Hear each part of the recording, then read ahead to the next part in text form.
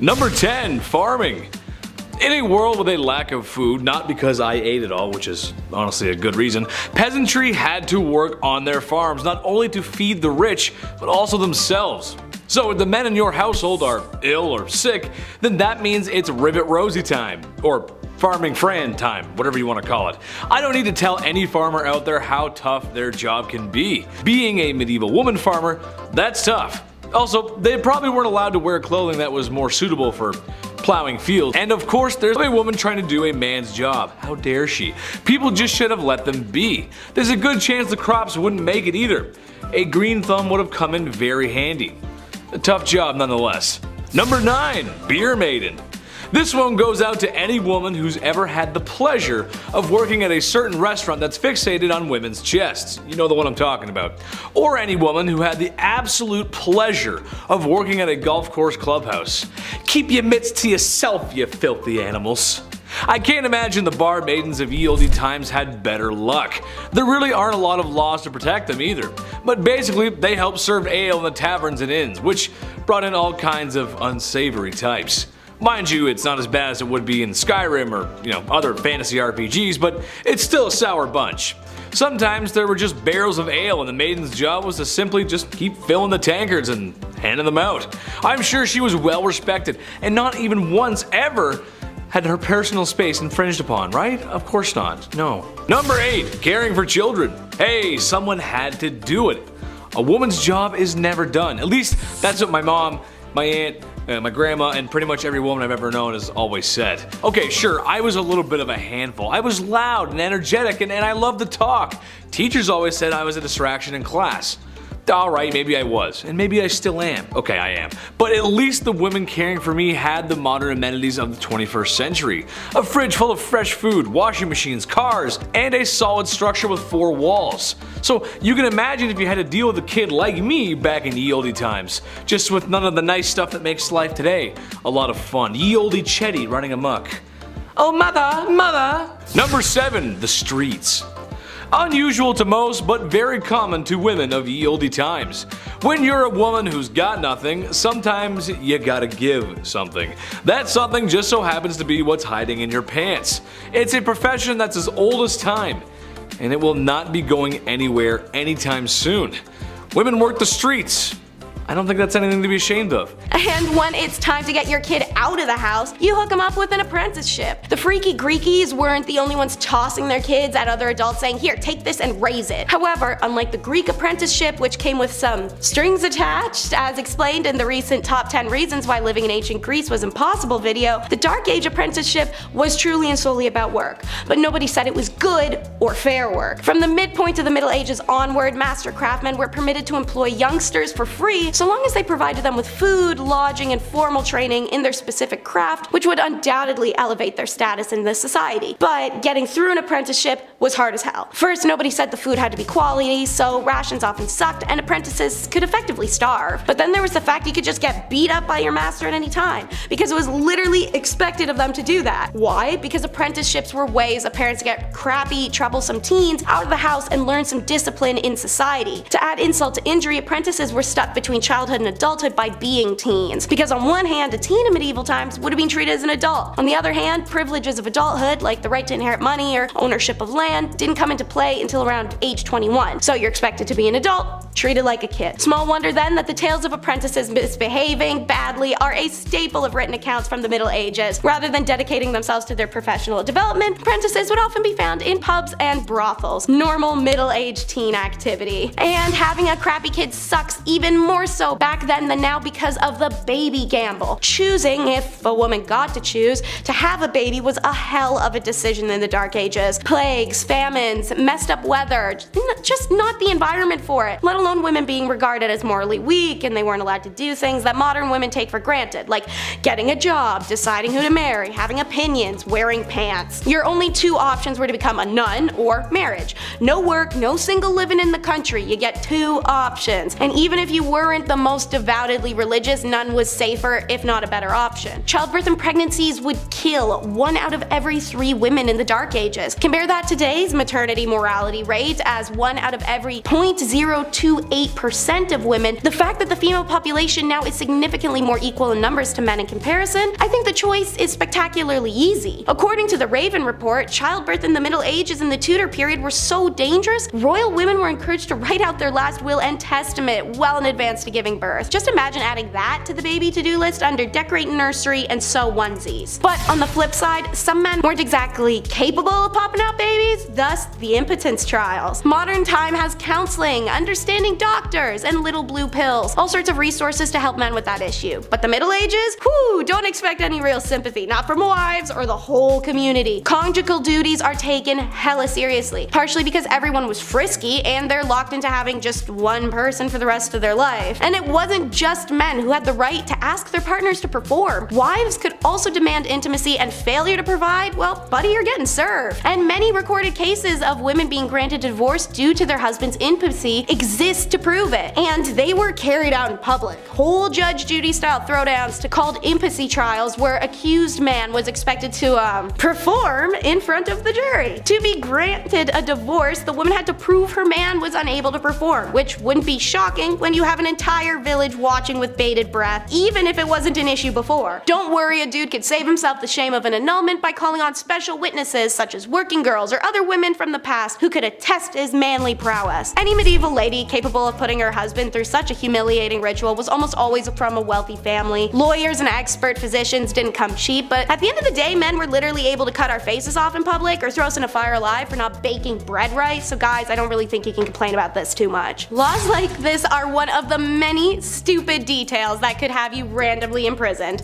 Another one, Stingy Stripes. Living in the Dark Ages is impossible for a lot of reasons, but having to keep track of hundreds of stingy laws to ensure you don't get locked up over a mistake truly was one of the hardest factors. What was the wrong way to pray? The wrong hair? A mole in the wrong spot? A color only the king can wear? Or how the simple act of wearing stripes could lead to your imprisonment or even death? Why? Because for some reason striped clothing were seen as a garment of the devil. Thus anyone caught wearing them would at best get an evil eye from people in the street, or at worst get a hemp necktie. From the year 1250 onwards, the only people who were caught wearing stripes were the lowest of the low in society. Working girls, handicapped, the ill, the orphaned. They would don striped outfits highlighting their status as outsiders. In 1295, Pope Boniface issued a papal decree banning religious orders from wearing any type of striped clothing. In the year 1310, in the French town of Rouen, for example, a local cobbler was condemned to death simply because he'd been caught wearing striped clothes. Crazily, even animals weren't exempt. Records show that zebras were called beasts of the devil, even though people in Europe had only ever heard reports of them and hadn't even seen one with their own eyes. You can see how these guys led to colonization, right? Ridiculous. With the dawn of the Enlightenment in Europe, the hatred of stripes eased and eventually disappeared, and many look on the phenomenon with confusion, and understandably so. Time for the Shrek references. It's ogres and pitchforks. More specifically, just the pitchforks, and less specifically, really just the farm tools in general. You guys know in the movies like Shrek when the villagers all come carrying pitchforks and farm tools, and of all things, like why that and not swords? First of all, swords are heavy, and who has that kicking around? Seriously. Secondly, noblemen could require all male peasants over the age of 18 to report for military service. Didn't matter if it was a justified war against a viable external threat or just a petty fight against a local rival. If you are called up for duty, you had to report. According to histories of the time, around 1 in 5 peasant men would be in a military service. Food and clean water were in short supply, and disease was rife. Some historians reckon 2/3 of all conscripted men who died were killed by unsanitary conditions of their own camps over any enemy action. But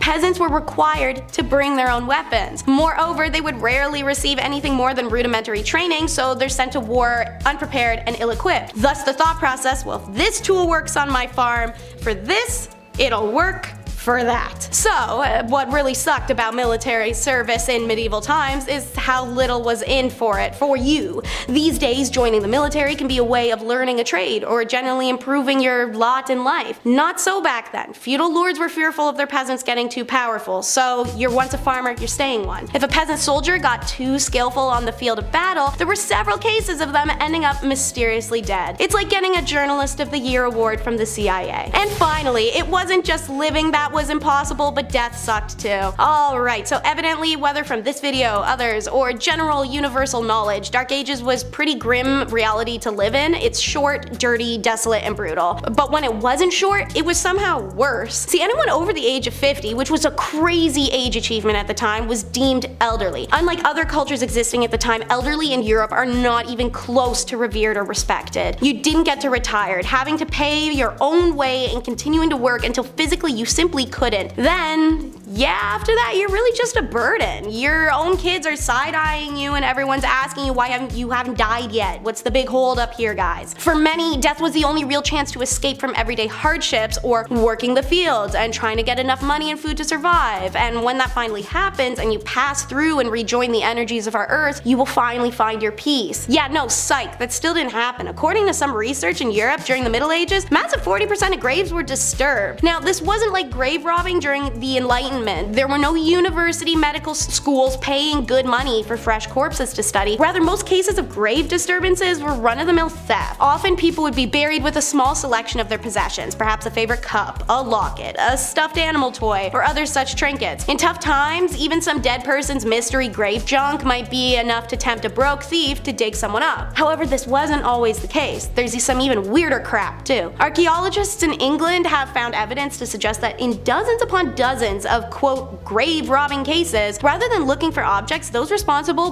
bound and gagged the dead bodies and then left them like that. It seems like they're fearful of restless souls, or perhaps of the undead rising again. Who knows, they had a lot of problems back. Kicking off the list at number 10, leave.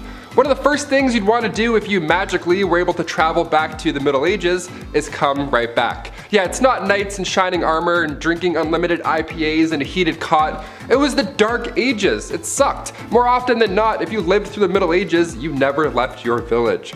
Because where would you go? The world is also dark and dangerous. Nothing's built yet. You can't warm up in a coffee shop until your Uber arrives, right? Most travelers just slept outside or under some bushes. Records from that time show that the average person didn't travel in their entire life. The rest of this list should also explain why. Number 9, forget a watch.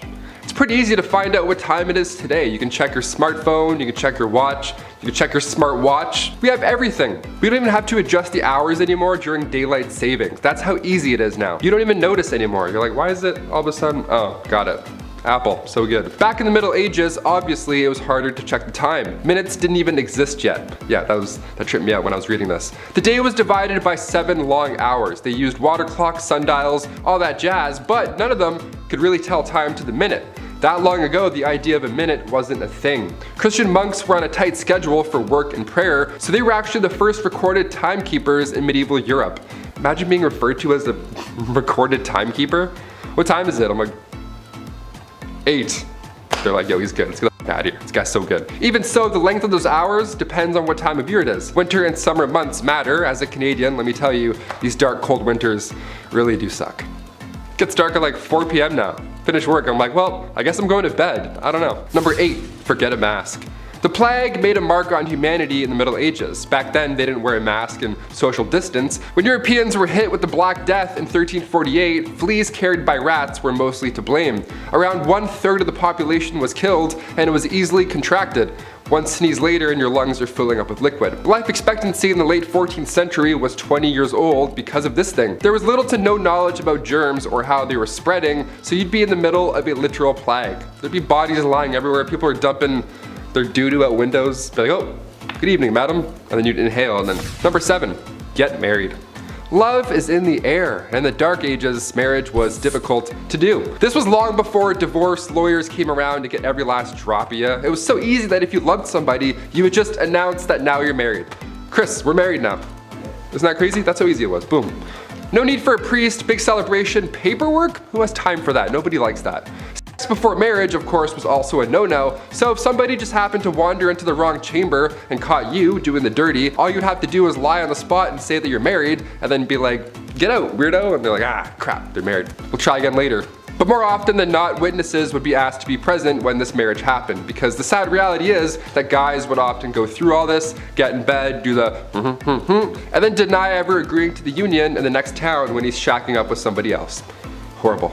Next up, watch lords try to impress ladies with a lance measuring contest. As mentioned, courtly love and chivalry are important facets of medieval society and culture, and seeing as tournaments and displays of masculinity were centerpieces of this culture, it's no surprise it made its way into courting. By 12th century England, tournaments were in full swing, usually consisting of jousting and melees, a big organized throwdown between knights that were not expected to be dangerous but occasionally resulted in serious injury or death. These tournaments were respectable places to meet potential suitors, and singles flocked to these spots to watch heroic knights joust and parade themselves around while noble maidens looked on adoringly. Some contemporary conservative commentators, as well as the church, however, complained that the tournaments were places of frivolity, scandal, and lust. Buzzkills. Don't worry, if sword fighting isn't your forte, then poetry or songwriting were also popular ways to express your love to a lady. And remember, when meeting a beloved, dress to impress, but not so much that you cause a scandal. Remember, sumptuary laws exist. It'd be pretty embarrassing to be arrested and sentenced on your first date with someone. It was advised that medieval women getting ready for a date should wear their tallest steeple hat and their best dress, and top it off with their finest linen wimple. This helped to elongate the neck. A long neck on a woman was considered beautiful. So was a bunch of other weird stuff that we'll get to in a second. Meanwhile, men should always remember on a date to wear their best gown and hose, which are pantyhose. But as said, don't dress too posh. The sumptuary laws of medieval England, such as the statute concerning diet and apparel of 1363, tried to ensure that citizens did not dress or consume above their social status. These rules included what kind of fur trims could be worn and by whom, colors, hats, patterns, shoes, and all the whole shebang. Check out our video Top 10 Unusual Medieval Laws You Never Knew Existed to learn more about sumptuary laws and laws of fashion. The rules of etiquette will most definitely help you avoid scandal when invited over to the family home of your potential lover, and they were genuinely as follows. 1. Keep your hands clean. Don't stroke the dog or the cat. Be sure to wipe your fingers on the tablecloth instead of licking them. 2. Bones are not to be gnawed, and don't pick your teeth with the sharp irons. 3. Don't eat with a fork. Forks were used to prepare food, but most medieval Europeans thought forks were an odd thing to eat with. 4. Don't eat with a knife either. Many people carried the knives on them on their belt to carve up the food before eating, but don't eat with it. 5. Okay, if it's a liquid, use a spoon. People tended to eat with their hands for everything else. 6. Don't sit too close to the salt cellar. Salt was expensive and associated with prestige, so it's a good dating tip at a big dinner to see who sat closest to the salt cellar. And 7. You can burp, but look up at the ceiling as you do so. And 8. Remember, you must not urinate at the host's premises unless you're staying overnight and it's before bed. Obviously, some of these things like wiping your hands on a tablecloth, eating without a knife, or holding your pee until it's time to go are pretty unusual to us now.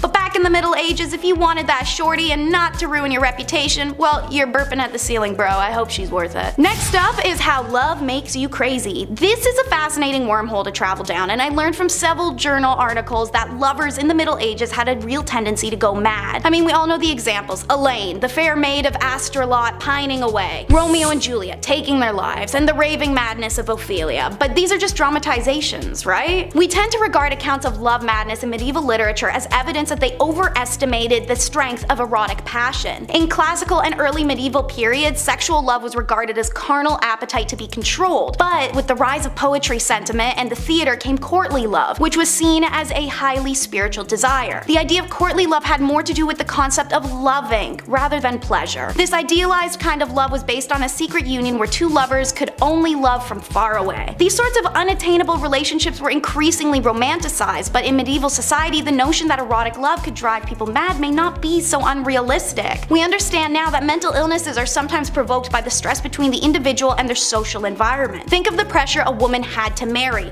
Her whole life is purely based on existing for marriage and childbirth. The headspace created would be incredibly vulnerable to valuing all self-worth off of said marriage. If she had no suitors or faces rejection and begins to start aging out of normal marrying age, these could be detrimental to her mind. Mental illness existed in the past. This level of self-worth being carried by societal pressure that also will punish a woman for her sexuality or existence of it should it be perceived as sinful or unwomanly is unbelievably stressful. So yeah, women primarily would literally be driven insane by marriage and their value being tied up in it. But it's okay to be crazy as long as you're hot, so let's follow these medieval beauty tips. These are actually documented tips I rounded up, so let's run through the list. First, pluck your eyebrows and move your hairline back. A high forehead was considered attractive. One hair removal recipe was a vinegar mixture with ant eggs and ivy. Yum. Second, cancel all your Mediterranean trips. You need to whiten your face. Paleness was considered beautiful, and to achieve this, some women would apply mixtures to their skin such as white lead powder water mixed with sheep's fat. Weird. Third, while you're at it, hide those birthmarks and moles with homemade concealer. These blemishes were sometimes associated with witches in the Middle Ages. You may know this from our top 10 unspeakable things women went through in the Dark Ages video. One popular concoction was a face mask of bull's or hare's blood. Fourth, brunette is boring. Go blonde with organic hair dye. Flaxen hair for women was considered the most beautiful. Women who were not blonde could try a hair dye made from stale sheep's urine and saffron. If word of mouth wasn't enough to get these beauty tips to you, rest assured, Daniel of Beccles wrote a popular 13th century etiquette book. Regarding appearance, he said a man's hair should be neatly styled with a beard that was neither long nor shaggy, and nails should be attractive and teeth should be kept clean. How do you keep your teeth clean?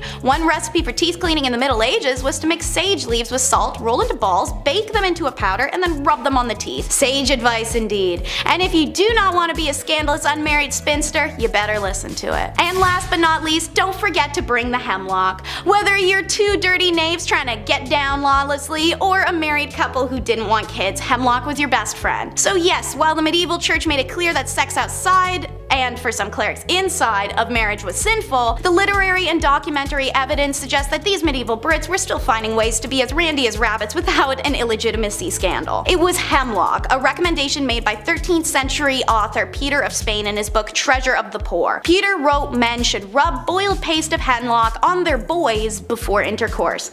Seeing as hemlock is poisonous, this was ballsy. Obviously they were open to whatever suggestions they could get. When Persian physician Abba BMZ Razi's works was translated, Europeans gobbled up his suggestions, which was applying cedar oil onto the nether regions before intercourse for a man or after for the woman. He also said that if the woman jumps backwards after intercourse, the stuff will fall out. Seeing intercourse before marriage itself was illegal and knavery was perceived the way it was, I'm sure I don't need to explain the scandal in this one. Kicking off the list at number 10, an arming squire.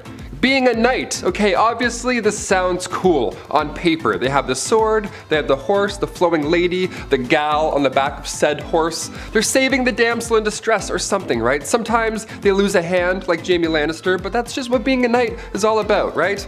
Also, spoiler alert, if you haven't seen Game of Thrones 9 years ago. It wasn't always a fairy tale epic being a knight. First of all, this process starts when you're 7 years old as well. So you would be given to a noble to learn for 7 years, and then at age 14, you became a squire. Ah yes, a noble squire. We've heard this term before. What do they do? Well, it's a knight's intern. Yeah, not an ideal job to have when you're young, but it's a job nonetheless. Also, you had no choice, so you had to do it. Welcome to the Middle Ages. Arming squires, they had a lot of responsibility. Arming squires would repair a knight's armor while they were still wearing it. Yeah, how fun is that? Oh, which buckle was it? Ah, yes, that one.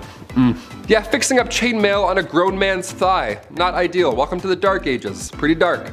Also, after these epic, messy battles, arming squires would have to clean everything off of their armor. Yeah, everything. A lot of yuck going on in that business day.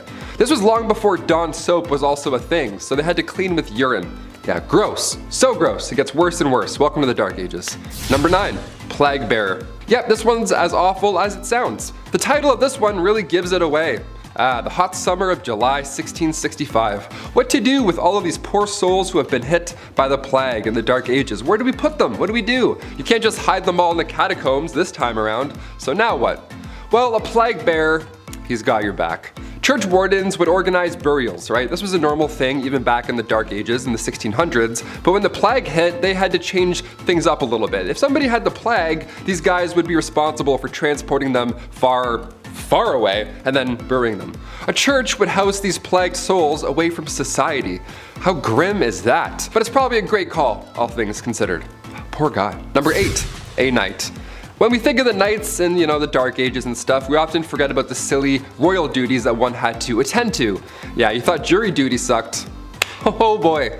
Beastly justice. You ever heard of this? If not, buckle in. Beastly justice was when animals had to go to court. Yeah, they were put on trial as well as humans. It's wild to look back at a knight and all the things they had to do for their kings and queens, but the fact they also had to wake up early and attend court like a noble, royal court where a wild animal was now taking the stand. What a joke. I'd be like, really? Do I have to be here? I woke up at 4:30. What's going on? Yeah, this would happen after an animal runs through town. It would attack people, being confused and being an animal and all, but the townsfolk would actually believe that the devil was somehow involved in this whole ordeal. Like these animals worked for Big Red himself, right? How weird is that?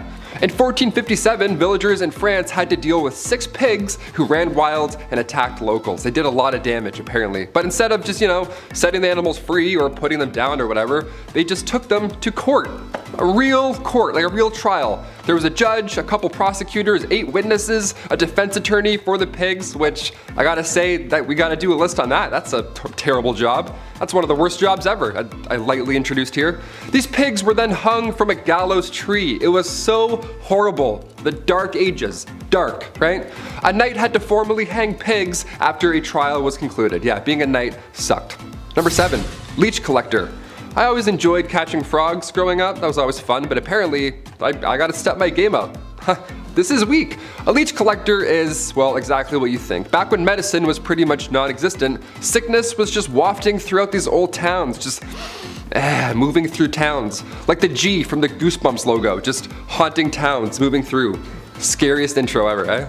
So the solution back in the day was the classic, oh, if you feel sick, maybe try bleeding for a bit, see if that helps. Yeah, they would use horses' legs to lure out these leeches, but most of the time these leech collectors would have to get in and get dirty and just grab them themselves. They would have to swim around and touch as many things as possible. They would make contact with as many leeches as possible. How gross is that?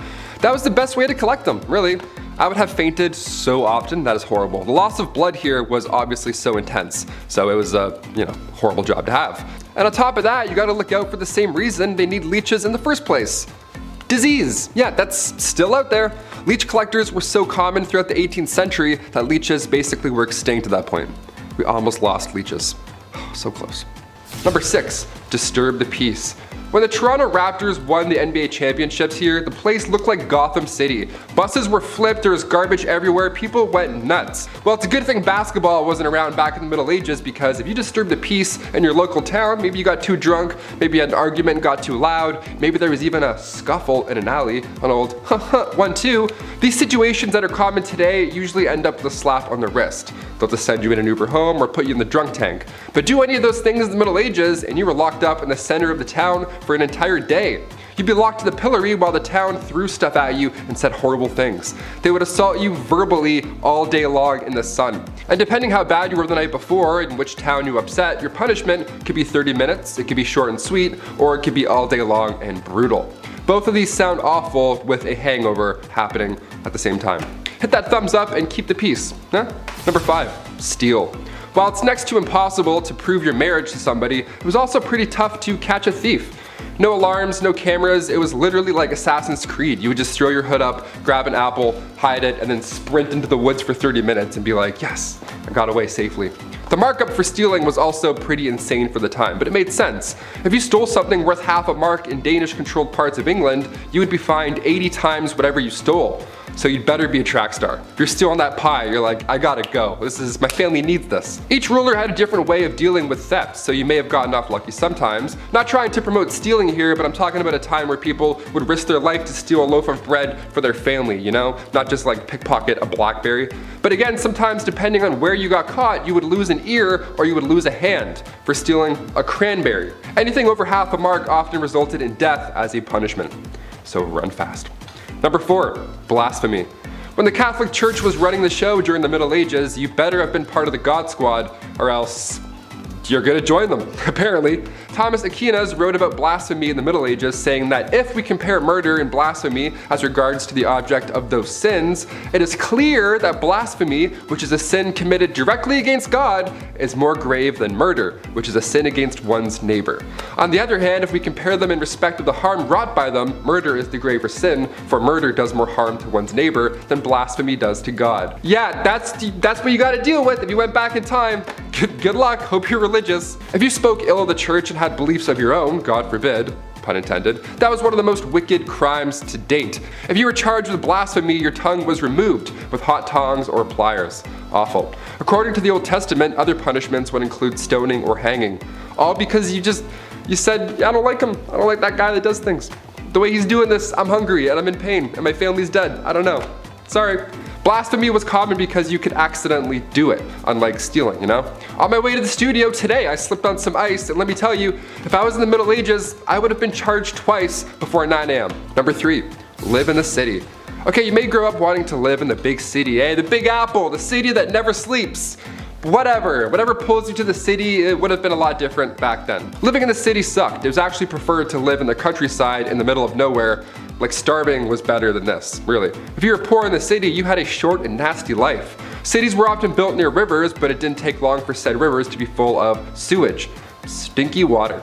I mentioned the plague earlier. Just like today, numbers pop in large cities, so if disease hit the town, it hit the town pretty hard.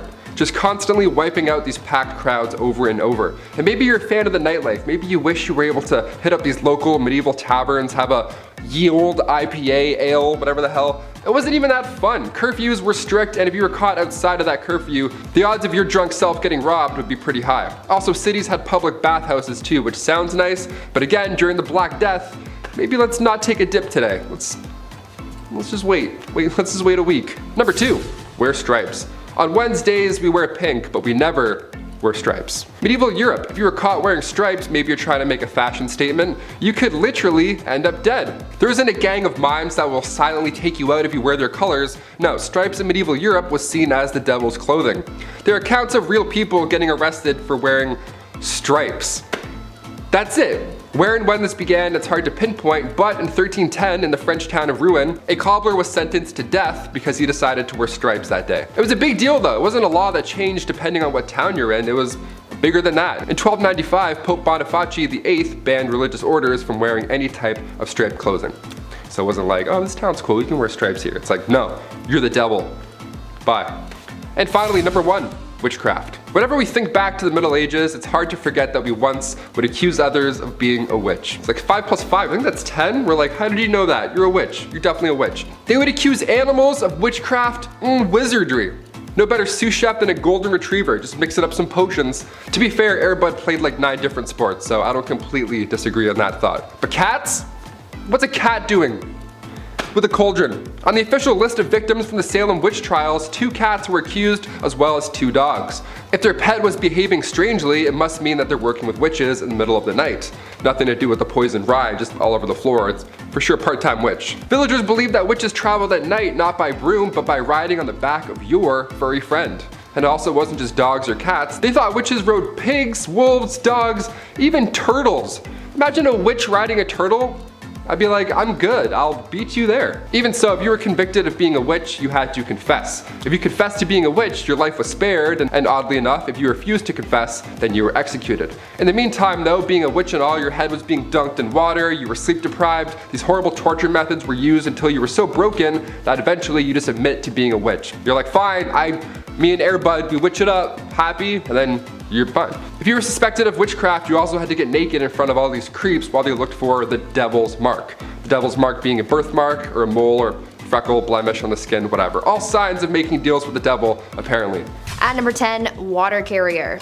These days, we have it so easy. We have the internet at our disposal to learn about pretty much anything, we have cars to get us from point A to point B, and all of our resources are close by. We get food from the grocery store and water from the taps in our houses. But back in the Middle Ages, things were a lot tougher for people, and they had to go through a lot just to get basic life necessities, like water for example. Getting water to people wasn't as easy as you might have thought, and so that's why getting water became a whole profession. In a medieval city, you lucked out depending on the area that you lived in. If you lived close to a river or stream, then you could get all the water you wanted and pretty easily too.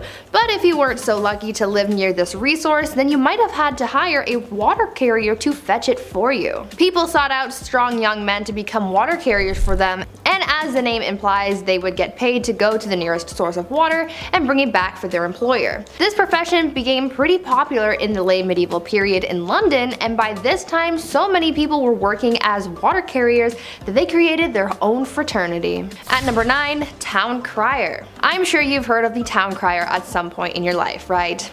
They're often incorporated into pop culture pieces that take place in the medieval times.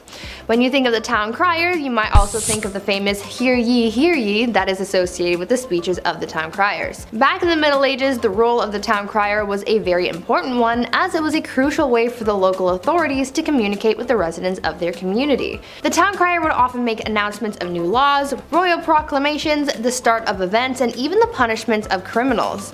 They were basically the news anchors of the past.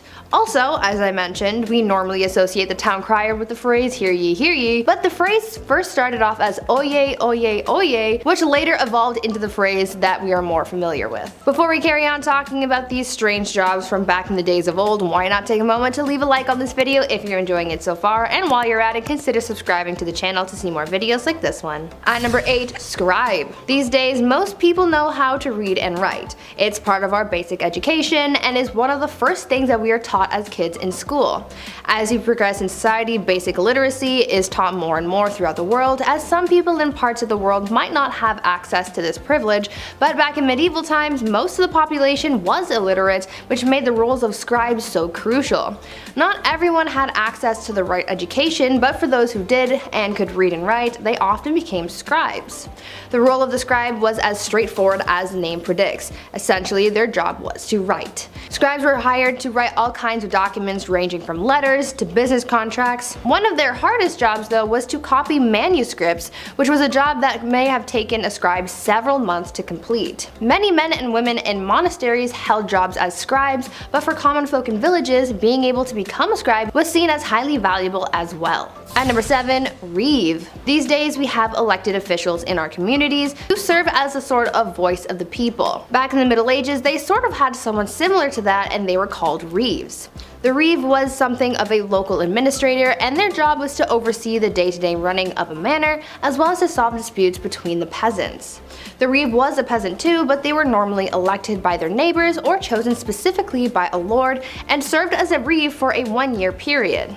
This job eventually faded away as the feudal system began to decline, but fun fact, you can still find some Reeves in parts of Canada. At number 6, shoes! Back in the days of old, shoes were apparently a huge staple in society. They were pointy and weird and expensive and complicated, and were even integrated into marriage practices. During the wedding ceremony, it was a tradition for the father of the bride to take one of the bride's shoes and give it to the groom. The groom would then tap the bride on the head with the shoe in a token of his authority. But the shoe traditions don't stop at bopping people on the head like little bunny foo-foo. You know how these days there's a tradition of throwing the bouquet at weddings, and apparently whoever catches it is the next to get married? Well, that tradition sort of came from the medieval tradition of throwing shoes at weddings. Instead of throwing flowers, brides would throw shoes at their bridesmaids to determine who was next to walk down the aisle. Now, this whole bride throwing things idea has failed me before because I caught a bouquet once and I'm as single as ever, so maybe someone needs to chuck a shoe at me or something this time. Please. Number 5, the bedroom trial. So divorce, again, wasn't a thing. On the upside of dying early, it potentially meant that you weren't locked in a marriage for too long. If the marriage did end, it wasn't a divorce, it was an annulment,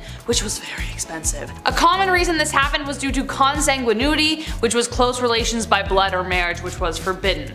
Other grounds would be adultery, leprosy, and impotency.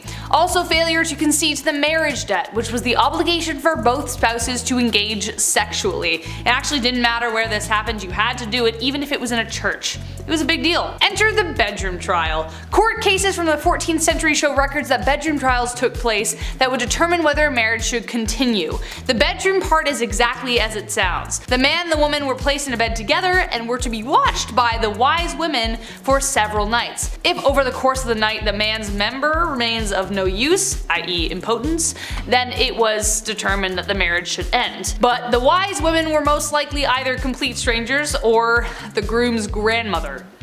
So I doubt that would have helped with the getting it up part. Poor guys. At number 4, marrying the country. If you married an entire country, does that count as polygamy? Are you technically married to everyone in the country, or just the one country as a singular unit? These are the shower thoughts that I wish I could ask medieval queens, but unfortunately they died a long time ago, along with their marriage secrets and probably some recipes for poison too. Back to this whole marrying the country idea though. Back in the medieval age, when someone became queen, they had to get married more than once. For them, it wasn't just about marrying their spouse, they also had to marry their country. This process was called consecration, and it was something that a ruler had to go through in order to be a legitimate queen. The queen would go through a symbolic marriage to the realm, complete with prayers and a blessing and a ring and a crown. It was essentially like a real wedding, except the groom was a nation of people. Sounds like a happy marriage to me.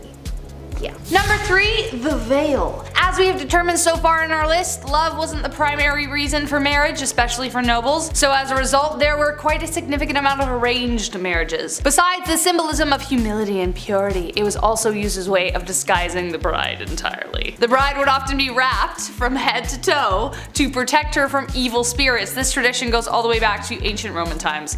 That's one explanation, but during arranged marriages it was more literally used to hide the face of the bride from the groom. So if he didn't like what he saw after he literally unwrapped the package, well, too bad, she's yours now. Eventually veils progressed to being much smaller, but the tradition of revealing the bride to the husband to declare ownership remained a tradition, even to this day, kind of, except now it's more romantically idealized. You see Priyanka Chopra's awesome veil in that, you know the one. At number 2, long distance marriage. You know how during the pandemic people started having Zoom weddings? Well, in a way, people have been doing something similar since the medieval ages. Back then, a lot of weddings were simply for political reasons, and so a big ceremony was rarely needed. So when two people from different kingdoms were getting married, they didn't necessarily need to be there for the wedding. Instead, they could send proxies and have someone marry their new spouse on their behalf. This would be the legal binding of marriage, you know, the paperwork side of things. But once both parties could finally meet in person, then they would hold a second ceremony with all the pomp and circumstance that you would expect. And yes, it still included the whole watching the consummation thing. Ew. This proxy marriage actually happened to Marie Antoinette, and her brother was her proxy until she could get to the formal ceremony. So now we know that even back then, you didn't have to show up on time to your own wedding, and you could just get someone else to do it. Sounds a little cold to me, but like I've said before, love is dead, and it died a long time ago. Mic drop, thank you. Number 1, last but not least, and this is the most messed up, the Lord's Right. This one is definitely the most messed up tradition, and I don't even know how it was justified in the first place. Like, why was it even in place? Someone clearly made this happen so they could piss people off. The last thing anyone wants at their wedding is someone interfering with the wedding night. As we know, people for the most part had to observe the ceremony, but the Lord's Right was something even more horrific. The droit de seigneur was a feudal right that existed in medieval Europe that gave the lord of the land the right to sleep with the bride on the first night of the marriage. That's right, so most often they would take the bride's virginity. Now, just how often this right was carried through is debated, but if your lord had a particular vendetta against you, it wouldn't be surprising. This right could also extend to a lord taking the virginity of every woman in the village, even if they didn't want to get married. It was ridiculous. However, late Middle Age and Renaissance era texts don't clearly determine whether this practice ever occurred. Text from 15th century Switzerland references the Lord of Mar demanding the right of the first night or a hefty fee. So either you pay for it or I do it. The droit de seigneur was depicted in Mel Gibson's Braveheart, which added to the infamy of the idea, but no physical evidence determines whether any lord actually did it, but it did technically exist.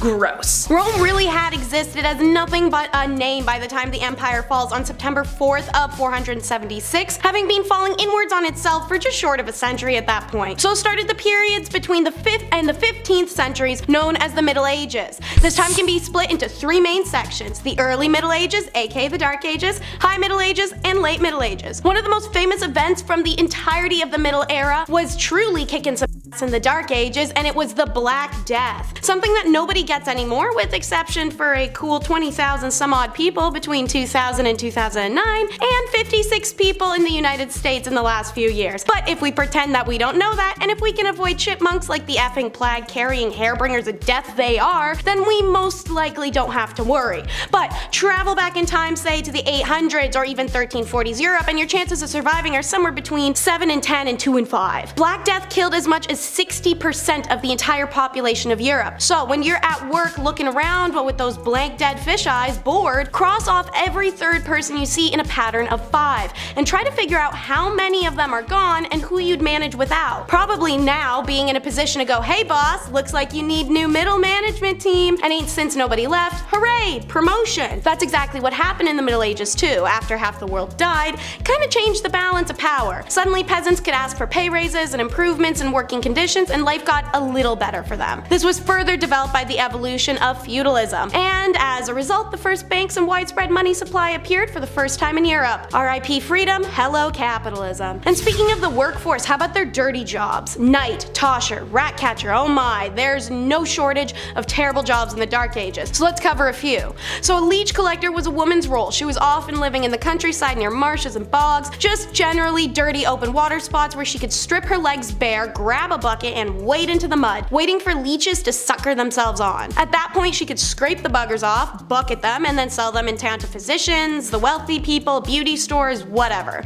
Enjoy the scabs and infectious diseases. The groom of the stool was a position for the royal household who was in charge of cleaning the king's badunkadunk, making sure it was clean and dry post his kingly, well, dumps. Tanning leather seems like it would just be hard. Don't worry, on top of stripping animal skin of its fur, soaking it, and consequently yourself in lots of lime and salt, it also involved animal feces. See, you'd hire this other guy who somehow had a worse job than you. He's called a pure collector. He'd collect you dog poop, you'd grab it with your bare hands and mush it into leather to treat it. And don't get started on lime burners or treadmill operators, which was essentially a 50-50 death sentence job. And usually whatever job you ended up with was one for life, because chances are you stay in one place. Many people dream of traveling. My generation especially is one that's opting out of children in order to do so. This isn't new, and the human desire to travel and learn is something inherent, coming with curiosity and the need to discover. But this wasn't one of those times. Written records show that a sizable proportion of people not only didn't travel to other countries, they never even left their region or the village they were born in. Even if you did manage to travel, it wasn't planes and annoying but passable airport waits. The average traveler would often sleep out in the open air. Inns or other forms of accommodation were few and far between, and usually too expensive for the typical person to afford. So aside from the super fun chance of freezing to death overnight, travelers in the Middle Ages also had to worry about being robbed or attacked on the road. Many people therefore chose to travel in groups, but even then you weren't entirely safe. Your homies could turn on you at any second. Consider also that roads and pathways were rough, and this was a ridiculous era where even spraining an ankle could prove to be fatal. Then there's finally bridges, which are quite rare, especially outside of big cities, so you might have to cross rivers manually, and while they could memorize and recite Latin every day, these dummies couldn't swim. Drowning was all too commonplace. Even the Holy Roman Emperor Frederick I died while attempting to cross a river. So if you're gonna live in one region, one city, and one house your whole life, naturally it would be a dingy shack. Because peasants' homes were small, often just made up of one room. They were constructed of wattle and daub, a type of method of constructing walls in which vertical wooden stakes, or wattles, are woven with horizontal twigs and branches, and then daubed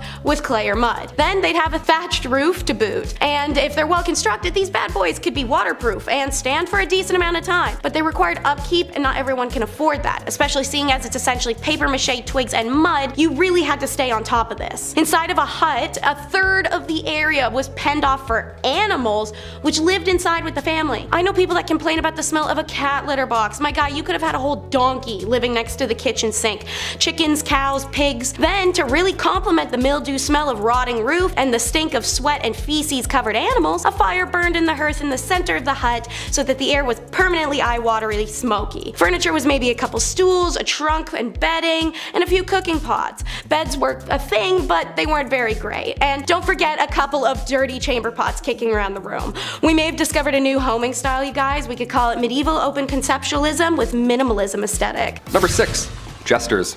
The earliest accounts of the fool go back to the 11th century, so pretty OG. These fools were hired to liven up the party, you know, dance and be silly, wear pajamas. Most of you have an image of a jester in your head, you know, jumping around on tables, telling jokes.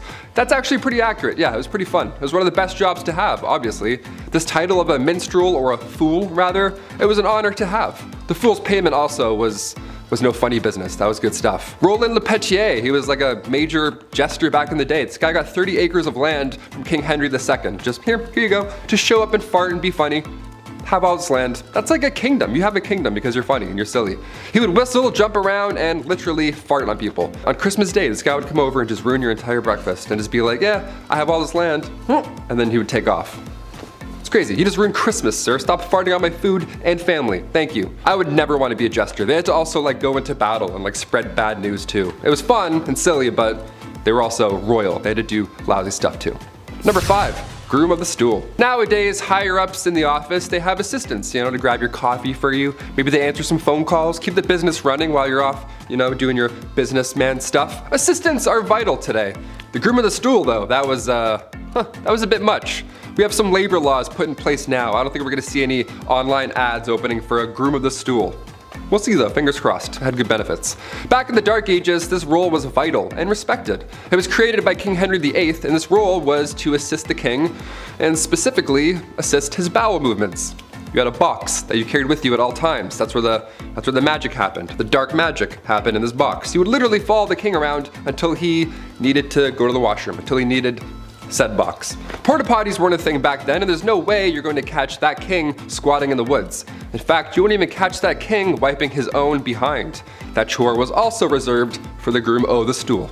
Yeah, lucky you, right? In this stool, you would have water, towels, a wash bowl. The whole setup would be in there. You're probably thinking, Taylor, which poor soul had to be stuck with this role? A prisoner? Somebody who lost their sense of smell, hopefully? No, only sons of noblemen could take on this role, and in doing so, they also gain access to every room in the castle, tons of clothes, any bedchamber furnishings, you name it. And of course, a high pay. Always helps. Thank God. That's maybe the worst job in history. Maybe. We're almost there, you'll see. Number 4, divorce lawyers.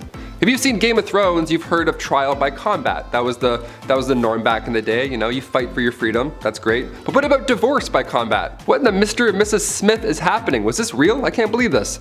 If you and your significant other weren't getting along in the Dark Ages, instead of, you know, dishing out thousands on couples therapy and signing all that paperwork and getting it done with and going your separate ways, no, instead they would battle each other, like combat. It was an organized event too. It had restrictions in place for the husband. It's pretty hilarious to think back on. Like the husband would have to stand in a hole with one hand tied behind his back while the wife ran circles around this hole with a sack full of rocks. A sack full of rocks, how intense is that? That's why you don't cheat in the Dark Ages, Lancelot, okay?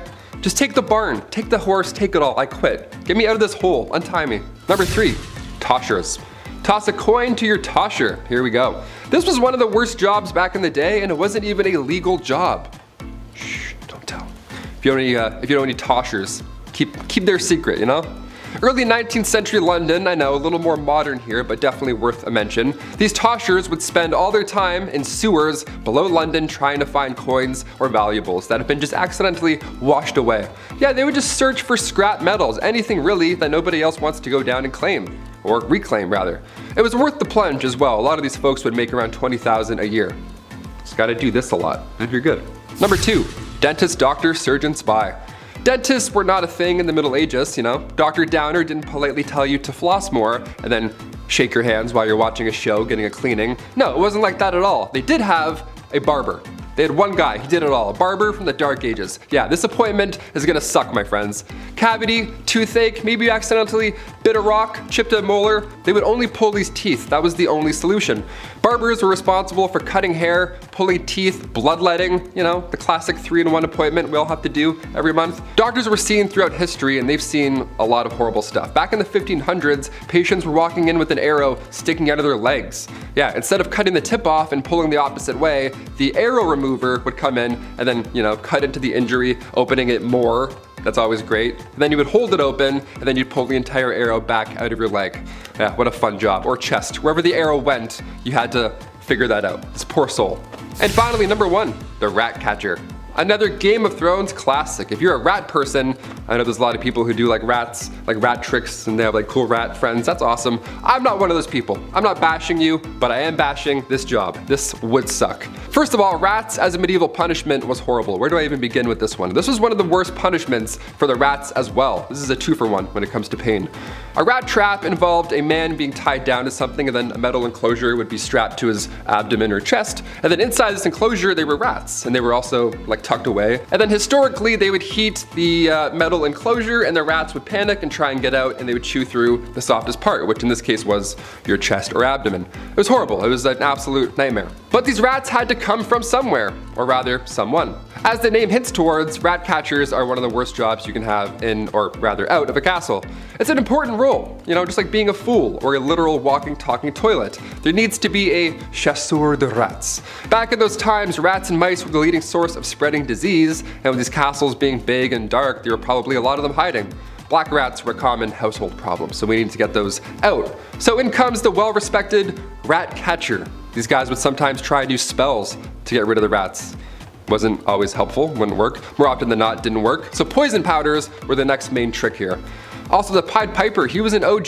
Historically, he would do a musical number to exterminate your pets. If anything, he should be getting a bonus. Any rat catcher, actually, today or back in the Dark Ages, you deserve a bonus, my friend. You're a brave soul. At number 10, watching Consummation. Back in medieval times, depending on the century, weddings either meant a lot or meant nothing at all. If it was the early medieval age, then no one really gave a hoot about marriage, and I'll get to that later. But later, in the medieval age, marriage became a holy sacrament, and this sacrament had to be consummated. On the night of the couple's wedding, they would do the good old brown chicken, brown cow, boom boom pow, OMG wow, which could have been a positive or negative experience depending on circumstance, but it was also a little weird because there would be people watching it all happen. That's right guys, after the ceremony and reception, people would follow the bride and groom up to the bedroom and be like, hey Joe, grab the popcorn, we're watching the live showing of 50 Shades of Grey. And Joe would be like, yo bet, and then that's exactly how it happened. Anyways, this was all done so that there were witnesses to the consummation so that the marriage's validity could be backed up. So if anyone tried to deny that their marriage was legit, Joe with the popcorn would be able to back up the bride and groom and confirm that everything happened.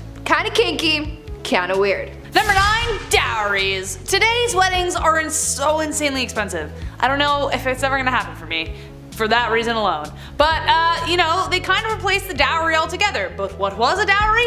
It was a set of assets, money, material, goods, real estate that would be given to the groom once the couple united. The purpose of the dowry was to entice a groom to marry the bride if he wasn't already attracted to her. A kind of, we will pay you to marry our daughter kind of vibes. But it also acts as a kind of insurance for the bride. Should the marriage end in divorce, the husband is expected to pay it back. So yes, there were indeed take-backsies if things got really bad. Though considering divorce and annulments were rare and the money really never belonged to her, not the best rule to live by, but the groom would also pay something called the bride price or bride wealth. The groom was expected to pay a sum either in assets or money to secure a lady's hand in marriage. This implied security for the bride and their family. But yes, in both accounts, technically, a bride could be bought and sold for whatever price the family/groom deemed appropriate, so really just a marriage pawn. At number 8, shotgun wedding. Marriage and weddings back in the medieval ages were practiced very differently compared to today. Back then, people started getting married and having kids very, very young. Usually, girls would be married off as soon as they hit puberty, so around the age of 12, and they would start popping out as many spawn as possible because the high infant mortality rate made it very difficult to grow a family. On top of the duty to further the population, these marriages weren't for love. Arranged marriages were the norm back then because it was mostly used to join families for status or alliances, or because your dad owed Billy from down the block a favor and he offered you to his son Billy Jr. Marriage ceremonies were also very different back then. Because marriage wasn't as big of a fuss as it is now, it didn't matter where you got married or how soon. You could get engaged in the morning and be married by lunchtime if you really wanted to. Most people didn't need permission to get married, so they could hold the ceremony anywhere. Marriage ceremonies could be held in places like pubs, in the middle of the street, or even in bed. Because of this, it made it really hard to know who was married and to whom until the 12th century when it was declared a holy sacrament that must be observed by God. Number 7, no objections. So obviously, with a lot of people marrying willy-nilly, a lot of marriages mostly made people miserable. Maybe. Enemies to lovers is my favorite book trope, so who knows how spicy things actually got. I hate you, I love you, next day, I don't know. But the famous line, speak now or forever hold your peace, only got introduced in 1215 to try and flesh out drama before they couldn't go back. In the Middle Ages, drama, discovered after marriage vows were exchanged, caused major problems since divorce wasn't easy or, you know, accepted. We will get to that later. For instance, Joan of Kent, who was known for marrying Edward the Black Prince and mothering Richard II, had a secret marriage when she was 12 years old. She didn't get approved. In her early teens, she was married to an aristocrat, but the secret marriage was discovered after 8 years. The papal court had to overturn it and return her to her knight. He died 11 years later, and it was after that that her cousin Edward married her.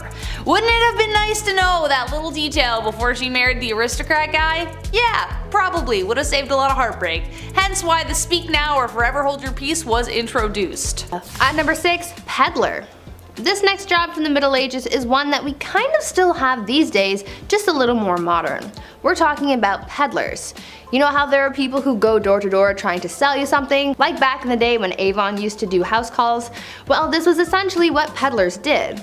Their job was to travel from village to village to sell various goods. This was how a lot of people in more remote areas were able to buy certain items. The peddler's job was pretty important for the local economy because it was able to bring business to larger areas than just one local town. It seemed like a good enough job, but socially speaking, peddlers were always looked at with suspicion. Oftentimes, local people would accuse peddlers of being criminals. Now, they easily could have been criminals, but it's really a case-by-case situation. You can't judge someone for just trying to get their coin. At number 5, Gong Farmer. Now, even though there were simple jobs like being a scribe and carrying water to people, there were also some messy and not so glamorous jobs as well. This next one I'm about to tell you about was definitely one of the worst jobs that you could have. See, there was a time before modern sewers and plumbing were a thing. This was a pretty icky time because rather than waste being disposed of in sewers, they were deposited into a privy or cesspit. Now, these things had to be cleaned out periodically, and guess what? There were people who were hired to do just that. The Gong Farmer was someone who was hired to maintain the cesspits, and so they would be given a large ladle and they would scoop out the waste and transport it away. Now, I can only imagine how horrible that job would have been and how horrendous the smell would have been too.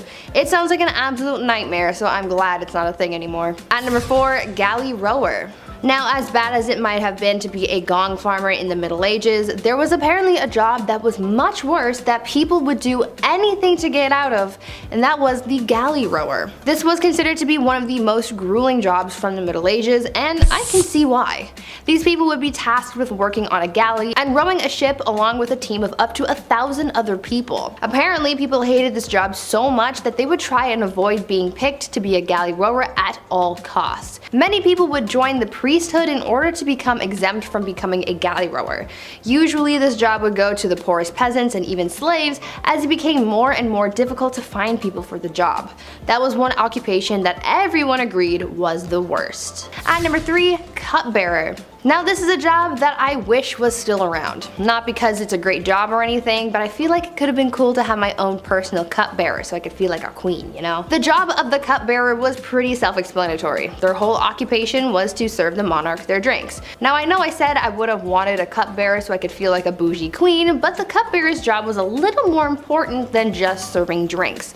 See, there was always the fear that the reigning monarch could get poisoned because it was a very common act of treason back in the Middle Ages. The cupbearer was the only person tasked with serving drinks to the king or queen because they had to make sure that it wasn't poisoned, even if it meant tasting the drink themselves before serving it, just to make sure that all was well in the cup. A lot of trust had to be put into this cupbearer so they could be quite influential in the courts if all went well. They were risking their lives and safety doing a pretty basic task, but it was for the good of the realm. At number 2, alewife. Speaking of drinks though, let's talk about how the drinks got into the cups and who made them. In medieval England, women were mostly tasked with the practice of brewing ale, and they were aptly named alewives as a result. Alewives were very important not only for business, but also for the good of their families. Brewing was a quote, small scale, low investment, low profit, low skilled industry, but it brought success to a lot of married women as well as a substantial amount of independence, since this would have essentially been their business and their own source of income. These women would always be hard at work brewing because they sold their ale quite quickly. Ale didn't have a very long shelf life, and so they would make and sell their beverages quickly to keep up with demand and to compete effectively with others in the trade. Eventually though, the alewife was extinguished by the 15th century as brewing became more commercialized and people sought to take the independence of women away. And finally, at number 1, alchemist. As you can probably imagine, science wasn't all that advanced back in the Middle Ages. There wasn't really much understanding of how the world worked. Back in these days, there were people who tried to practice science in a way that they knew how before many advancements in the field came out, and these people were called alchemists. These alchemists believed that it was possible to change metals and chemicals. They tried to purify metals to change them into other things, and one of the most common experiments was trying to convert tin into gold or silver. For other alchemists though, their mission was to come up with new medicines to heal people and cure them of their ailments. Alchemists were quite popular until the 17th century, as the ideas behind alchemy were replaced by the science of chemistry. I guess you could say that alchemy walked so that chemistry could run. Starting us off is cutting-edge courtship, quite literally in this case. It was traditional in some Nordic countries to have courtship customs involving knives and daggers. This is due to sacrificial nature in their original belief. The purpose of a dagger is prevalent for that after all, but it was also due to its functionality. In Finland, when a girl came of age, her father let it be known that she was available for marriage by providing her with an empty sheath. The girl would wear an empty sheath attached to her girdle, skirt. If a suitor liked the girl, he would put a pukoko knife in that sheath, which the girl would keep if she was interested in him. If she wasn't, she could just toss that anywhere. The knives were often custom, so a man would be able to woo a woman with unique details and imagery on a blade, but could also offer an heirloom or traded blade. Seeing as women of the Nordic region didn't shy away from handwork such as farming, jewelry making, clay working, etching, clothiers, and even some positions like smelting, a blade was a thoughtful and convenient gift that also said, "I love you" a whole dagger's worth. Something so romantic about giving someone a gift they could quite literally kill you with. In the meantime, while the scans are giving blades, the English are being taught the no-no days and the no-no ways. In layman's terms, they were being told how to have intercourse and when. That just doesn't make for a fun title. You may be familiar with these laws and regulations. They've come up in some of our other medieval and middle age videos. This was a time period where the church had a lot to say in state affairs. Not to say that it doesn't now, but they were able to make determinations such as intercourse schedules around the religion. Real laws were in place that people could not have sex on Sundays, Thursdays, or Fridays due to religious reasons. Whenever a holiday had a fasting period, such as Lent, abstinence was expected then as well. If anyone was to deviate from the set rules by having intercourse, they were committing a grave sin. These laws were written in penitentials, which were books that indicated what was allowed under the church rules and what was not. Oral, backdoor, premarital, and self-inflicted intercourse were banned in these books. Now thankfully their wide-range taboos included some good stigmas to have, such as interbreeding, so that minimized people keeping it in the family and messing up our future populations. But even with sexual laws, men could be knaves, which is just an old-timely way of saying being a dog. Now I'm not saying ladies couldn't have itchy feet and dog their way around too. We do it now and we've been doing it then, but it was a lot worse for ladies to be caught back then. So the general consensus is that it was rare, and when it did happen it was usually affairs outside of a marriage. In general, young medieval daters had to be cautious, while peasant marriages were a little more than saying we're married most of the time. Reputation, especially for a lady, was huge, as was virginal status. Men of higher status often sought out beautiful peasant girls for affairs. Sometimes they benefited the woman greatly and she'd become an heir to a status child, thus elevating her own. But for the most part, it was pure carnal enjoyment men were after, in a time when women were told to do the opposite. And so it became a game of men trying to win a single woman into doing the act. She had everything on the line while he usually had nothing. Secret flings were frowned upon, to say the least, and were often seen as a sign of potential trouble, hence the English ballad that would warn of knaves preying on young fair maidens at country fairs. A young woman caught having affairs was a wild scandal that could even be punished for or put to death, so making the decision to bow to a lord's or even a common man's pressure could quite literally destroy a woman's whole life and being. Yet it's still a decision women made. Ah, hormones. Yet when it comes to marriage, it's always love versus politics. Medieval marriages tended to be negotiations, particularly around dowry, but it wasn't all about money. It was very important that a noblewoman is a virgin at marriage purely out of pragmatic reasons. Marriage, after all, was an alliance union of two families that required healthy and admirable legitimate children to be truly locked in. It's for this reason, as well as the violent men in society, that the church's laws stated that the degree of pressure to encourage a marriage could not sway a constant man or woman, aka no forced consent. What was forced, however, was up to debate, so don't be too proud of them for having that law in place. A woman was able to call off her marriage up until it occurred for this reason, as was a man. Should this occur, dowry was either returned in full or only partially as a fee for the failed union. Alongside this was the courtly love direction romance and marriage began to take in the mid-ages, during a Shakespearean and theatrical influence. Marriage started to become idealized. We'll circle back to how this affected people later, but lower classes consistently did marry for love, since there's little to be gained materially from marrying for them. For most part, there was no official ceremony. That the social level marriage was more like, hey, we're married now and living together. By 1400 AD, there were actually many laws decreeing marriages needed to start becoming a public affair, and one may wonder how often people did marry in secret. Number 6. Joan of Arc. It doesn't get more unusual than the savior of France. England and France were having a go at it. if you will, which if you know history was like round 12 of 100. Anyway, it wasn't going too well for France. It was going rather poor actually, the same kind of poor I got on my report cards under the paying attention section. Oops. Then there was Joan, really a nobody, when one day she heard the voice from a higher power that she was to drive the English out of France. Naturally, the people around her, especially the men, scoffed at the thought of a young woman being the hero they needed. But given that they had nothing to lose, suited her up and sent her out. Plot twist, she did very well, like crazy good. The Battle of Orleans proving her grit. The English were so confused and disgruntled by a young peasant girl defeating their armies, they thought it was only proof of one thing, that she wasn't a sign of God, but rather a sign of the devil. How dare a woman beat us in that's man stuff, you can't do that. Number 5. Queen. It is unusual. Most people didn't get to be royal. I mean, think about it, seriously. Although I'd certainly like to be, I can't just imagine it. King of the internet.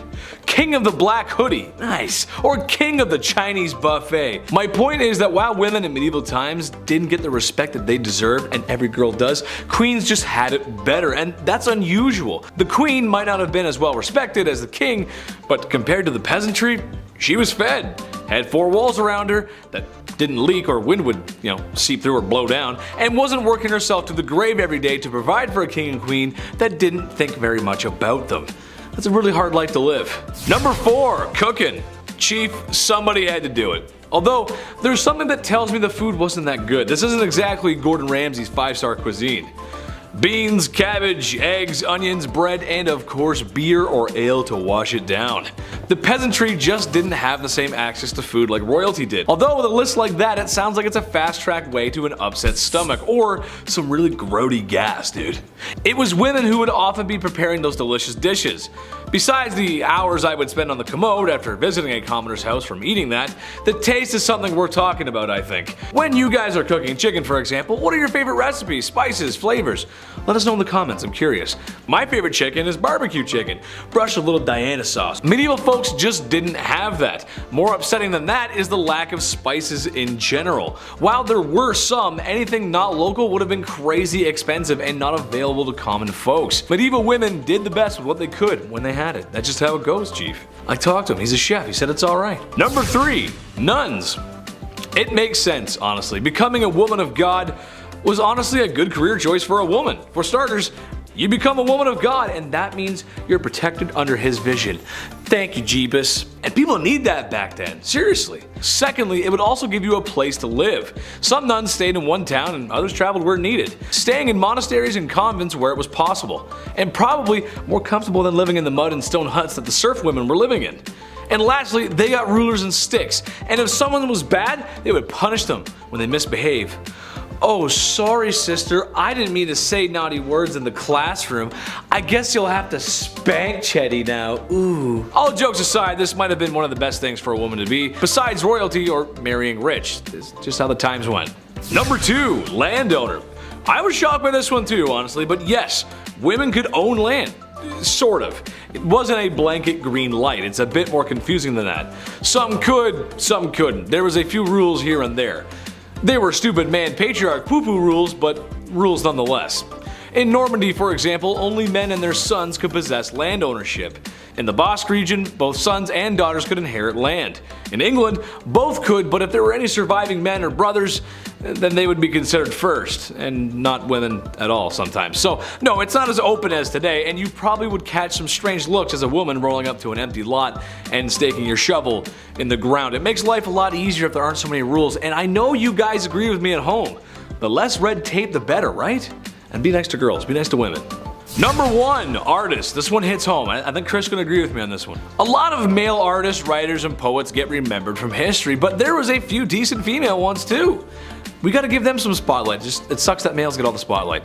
To me, this makes sense. In my experience, a lot of girls I knew growing up had natural talent for arts. I remember growing up in school, and art class was always one of my worst subjects. No, not because I didn't follow directions, but my art never came out the way I wanted it to. I didn't feel the motivation, babe. I couldn't see the motivation. Most of the girls in art class just passed with flying colors. No pun intended. And for writing, well, besides my dyslexia, if you looked at a paper I wrote in the 6th grade versus a girl from my classroom in the 6th grade, what's the difference? Well, you can actually read hers. Mine are terrible. All grade school antics aside, notable artists and writers include Clerica Gouda, that's a cool name, and Hildegard of Bingen.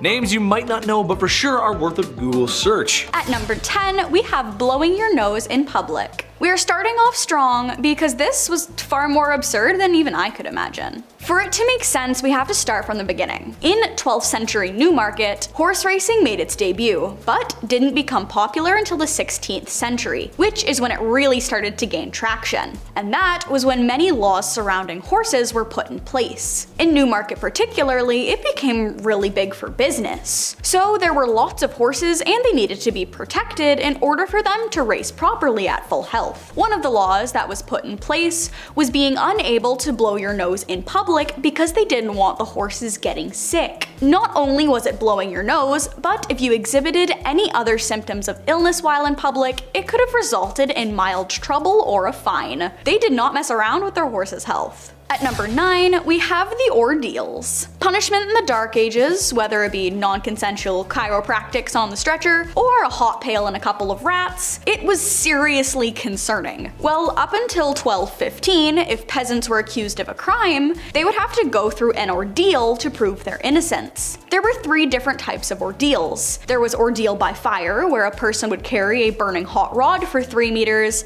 then their wounds would be bandaged. They would sit and wait for 3 days, with the wound still bandaged, and when the bandage was removed, the state of the burn would determine whether or not they were innocent. If the burn was healing, they were innocent, and if they weren't healing, they were guilty. There was ordeal by water, which is where the accused person would be thrown into a body of water. If they floated, they were innocent, and if they didn't, they were guilty. The third ordeal was combat, where they would literally fight to prove their innocence, and if they didn't complete the trial, they were guilty. It was in 1215 where the jury system was introduced, which was far more humane, considering there was a lot of flaws in the ordeal process. At number 8, we have entering the House of Parliament armed. This practice began in the 13th century and was actually never abolished, so it is technically still active to this day. What happened was that Edward II had made a lot of people he was ruling very angry. So to avoid a peasant uprising with weapons and armor,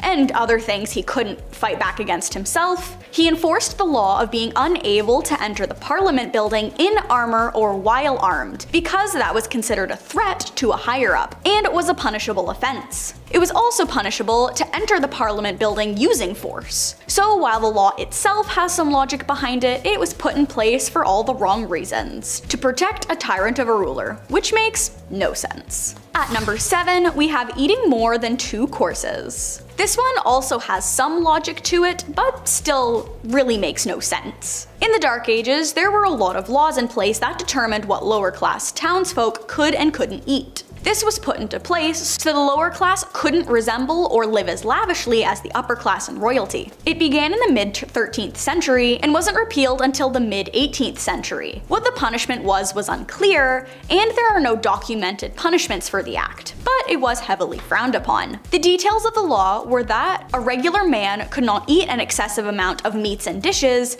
that nobles were eating. A man must be limited to 2 dishes, with the exceptions for holidays like Christmas, where they were allowed to have 3 courses. Something else to note is that soup was considered a full course meal and not just a sauce. So if you were having soup, you had to choose your second course wisely. Thankfully, we don't have any laws like that today, because that would make family events really awkward.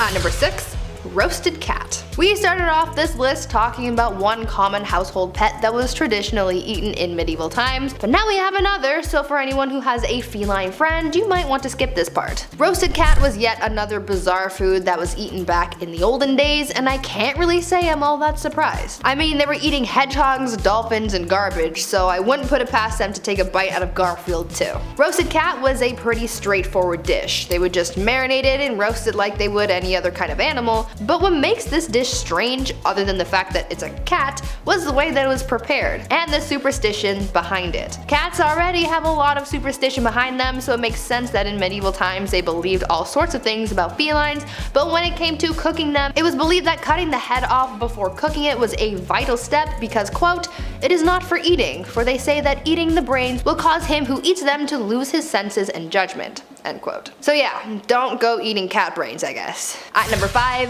beavers. Remember a little while ago when I mentioned the medieval practices of Lent and how they ate dolphins because they thought they were fish? Well, we have another animal that is most definitely not a fish, but medieval people believed that it was. Beavers. Yeah, beavers. They thought that because beavers were such good swimmers that they just had to be some kind of fish and were therefore suitable to eat during Lent. Originally, it was just the tail of the beaver that was suitable for Lent because it was considered cold, but later on they figured that the whole animal was good to eat because again, they thought it was a fish. I can't really see how they looked at this furry animal and thought to themselves, ah yes, a fine sea-dwelling fish. But hey, these people believed in witches, unicorns, and regularly put animals like pigs and donkeys on trial, so there you go. At number 4, singing chicken. Continuing on with another insanely weird food from the medieval age, we have one that was pretty dangerous to eat, though the people who lived back then probably didn't know it was so unsafe. Back then, some chefs would prepare a pretty theatrical dish and called it singing chicken. Man, the things that they did to these poor chickens. Anyways, singing chicken was prepared by taking the chicken's neck and tying it with quicksilver and sulfur, and when the bird was heated, it made a sound like it was singing. Why this was necessary? Who the heck knows? There were other versions of these kinds of theatrical meals as well, where swans, pigs, and even fish were made to look like it was breathing fire. Chefs would soak cotton in alcohol and place it inside the animal, and when it was time to serve, they would light the cotton on fire and make the food look like it was some kind of dragon. At number 3, roasted swan.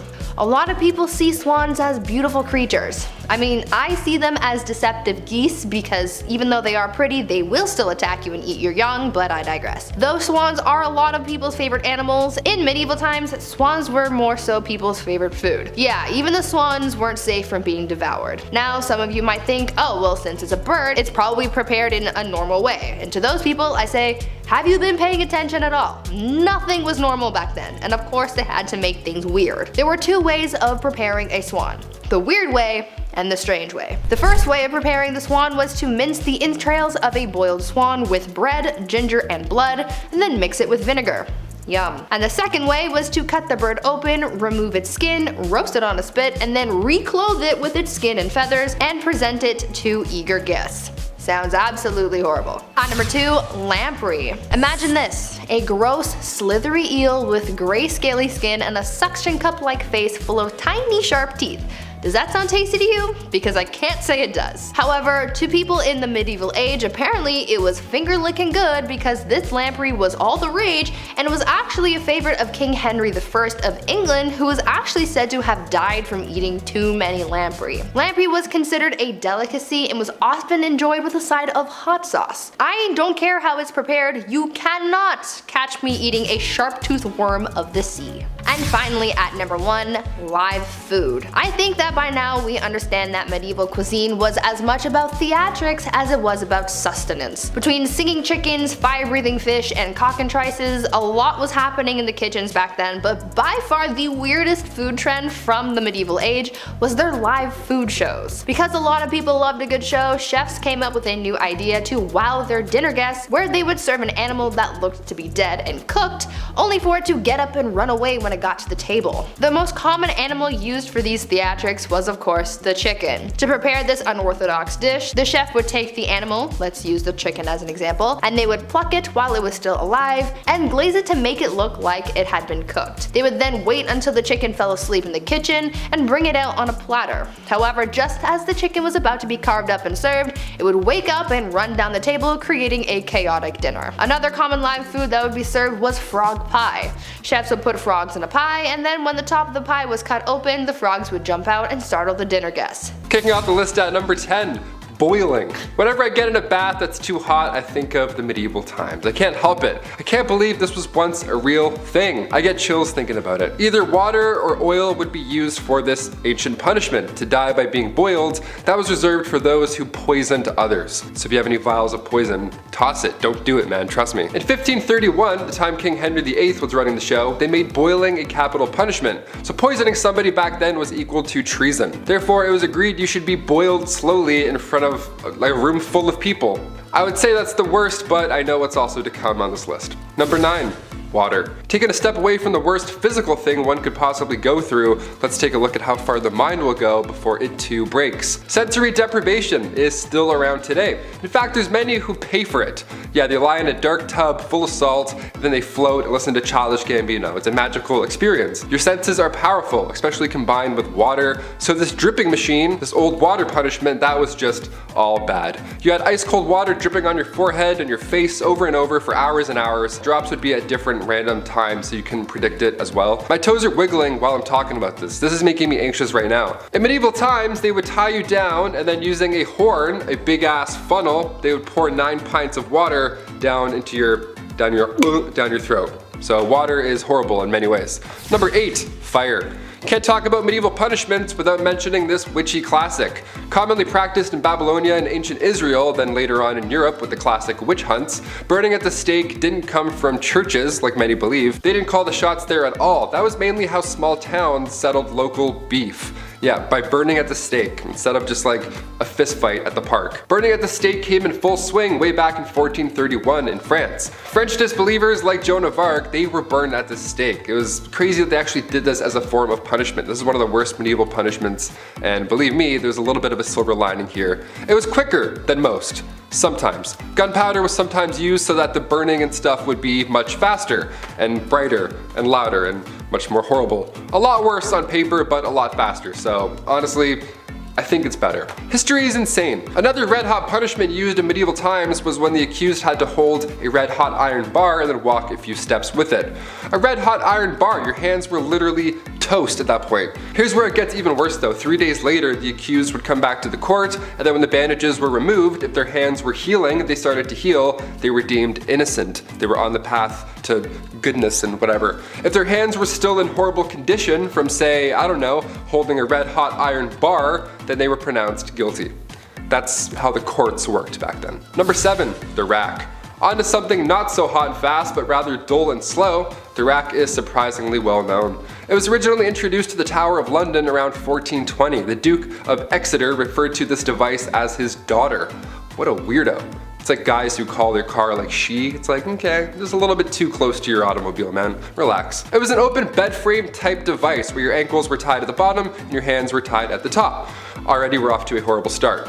It was horizontal as well, and sometimes it was up. It was all bad. It would just leave you hanging by these ropes, and these ropes were slowly tightened more and more, obviously causing some problems to muscles and joints that were, holding things in place. This was done to extract information. This is also one of the worst things I've heard. Even getting tickled like this would be horrible. I couldn't even imagine. I make jokes because I'm uncomfortable. Honestly, hit that thumbs up to spread some good vibes because we're not even halfway done. Number 6. The feudal system, aka feudalism, was a form of structure system existing in medieval Europe in which people would work and fight for nobles who gave them protection and land in return. A social, political system in which landowners would contractually bind tenants to exchange their goods, loyalty, and simple space for safety and comfort within the laws of those ruling. Basically, this is like our renter's agreement now. I'll give you a place to stay and some heat. You give me an unfathomable and overpriced amount of shillings for these extremely low ceilings. Yeah, talk about crooks, man. This system stayed in place for more than 1,000 years and managed to fizzle its way out of society somewhere in the 15th century. Not just anybody would ask to be signed to this deal. There was structure and there was order. There was a lord, aka the landowner, aka your landlord, allowing vassals, aka tenants, to rent the land by providing services, especially military services. Yeah, you can stay here, but once in a while we're gonna need you to dump a bunch of boiling water and over that wall. Is that cool? Yeah, you're fine with that. The plot of land, called a fief, was typically worked on by serfs who were laborers who had very few rights and were bound to the land itself. These were the lowest class of people, and they basically did any and all to stay safe on the lord's land. Jobs would include farming, jobs would include cleaning, and was a minimum of 3 days' work to maintain in good standing and remain stationary. Sure, there was no dental or mental health days, but come on, a 3-day work week? Plant a couple carrots here and there? It doesn't seem that bad. Number 5, fear the dead. With The Walking Dead on their 47th season, I think it's time to take a peek into zombie history, shall we? And find out where this grim idea really started. Well, it's certainly not a new one, I'll tell you that for free. As far back as the early 1300s, residents were buried in the village of Warren Percy, where archaeologists discovered them many moons later, and they discovered marks on their bones. Cuts, burn marks, you name it. Apparently this was all done after they had passed away. But why? Scientists believe that these injuries inflicted after their untimely death were to prevent them from being reanimated, you know, coming back to life and haunting your village. To keep them in their graves, of course. Unless this dude did something to piss off an entire village that much, they were clearly afraid of this corpse coming back to haunt them. Number 4. Studia Generale. This period also saw the birth of what we call the modern university. This was a culmination of material translated and taught to provide a new infrastructure to scientific scholars. Some of these new universities were registered by the Holy Roman Empire as an institution of international excellence, giving it the title Studium Generale, or better known as Studia Generale. Most of the early Studia Generale were discovered in Italy, Spain, England, and France. These places of study were considered the most prestigious places of learning in all of Europe. I bet you the school hoodies were still so expensive. Just someone's old textbook with a mustache drawn on Marcus Aurelius. The listed number of institutions began to grow as new universities were founded throughout Europe. As early as the 13th century, scholars from the Studia Generale were encouraged to speak and lecture courses at other institutions within Europe to share documents and information, which led to the current academic culture seen in modern universities today. It's a TED Talk, come on. There had to be one cool professor back then, like the guy who lets the class teach itself, orders pizza, has tenure, and hates the monarchy. Number 3, medieval taverns. Say you want to grab a pint with the local lads. Where do you get an IPA in the Dark Ages? Where do we get a 6-pack of Arthurian ale? Well, this is the medieval ages, so instead of venturing through the woods to hopefully maybe find another town, just ask thy neighbor. That's right, in the Middle Ages, you could brew your own ale. No problem, no one's asking any questions. Give it a shot. In the late 12th century, baking bread was not freely permitted, but making ale in your basement was. I guess that's great. So the higher ups, the noble lords, they wouldn't care if you made ale and had a block party, but if you made a weak ale, or it was improperly measured and then distributed, then, and only then, do you get a fine. Arrest this man at once. Number 2, St. Patrick. St. Patrick was a 5th century Roman British Christian missionary and bishop in Ireland. Also known as the Apostle of Ireland, although he is the first apostle, having lived prior to the current laws of the Catholic Church. He is considered a saint in the Catholic Church and is regarded as the enlightener of Ireland. The dates of Patrick's life are not certain, but there is a consensus that he was active in Ireland during the 5th century, making his rounds as a missionary, speaking the good word of God. But let's get into what everyone talks about with this guy. The good stuff, like slamming a green Guinness or getting all the snakes out of Ireland. I mean, I love the structure and the faith and stuff, but also chasing every snake out of an entire country with a walking stick? Shoo! Shoo, you fool, you bleeding bleeder, go! Go! Do you know how big Ireland is? St. Patrick's Day is on March 17th, the supposed date of his death in 461 AD. It is enjoyed inside and outside Ireland as a religious and cultural holiday and remains a celebration of Ireland itself. And finally, number 1, dancing plague. A medieval plague, but make it groovy. Yeah, let's start dancing. That's right, the dancing plague. This was a real danger back in 1518. I'll try not to laugh, but I'll try. This was perhaps one of the weirdest events in history. Fra Trofea was the first victim of said plague. She was moving her body around frantically, so much so that it resembled a dance or something, in the middle of the Holy Roman Empire. And as if that wasn't weird already, dozens of others began to join. And then more,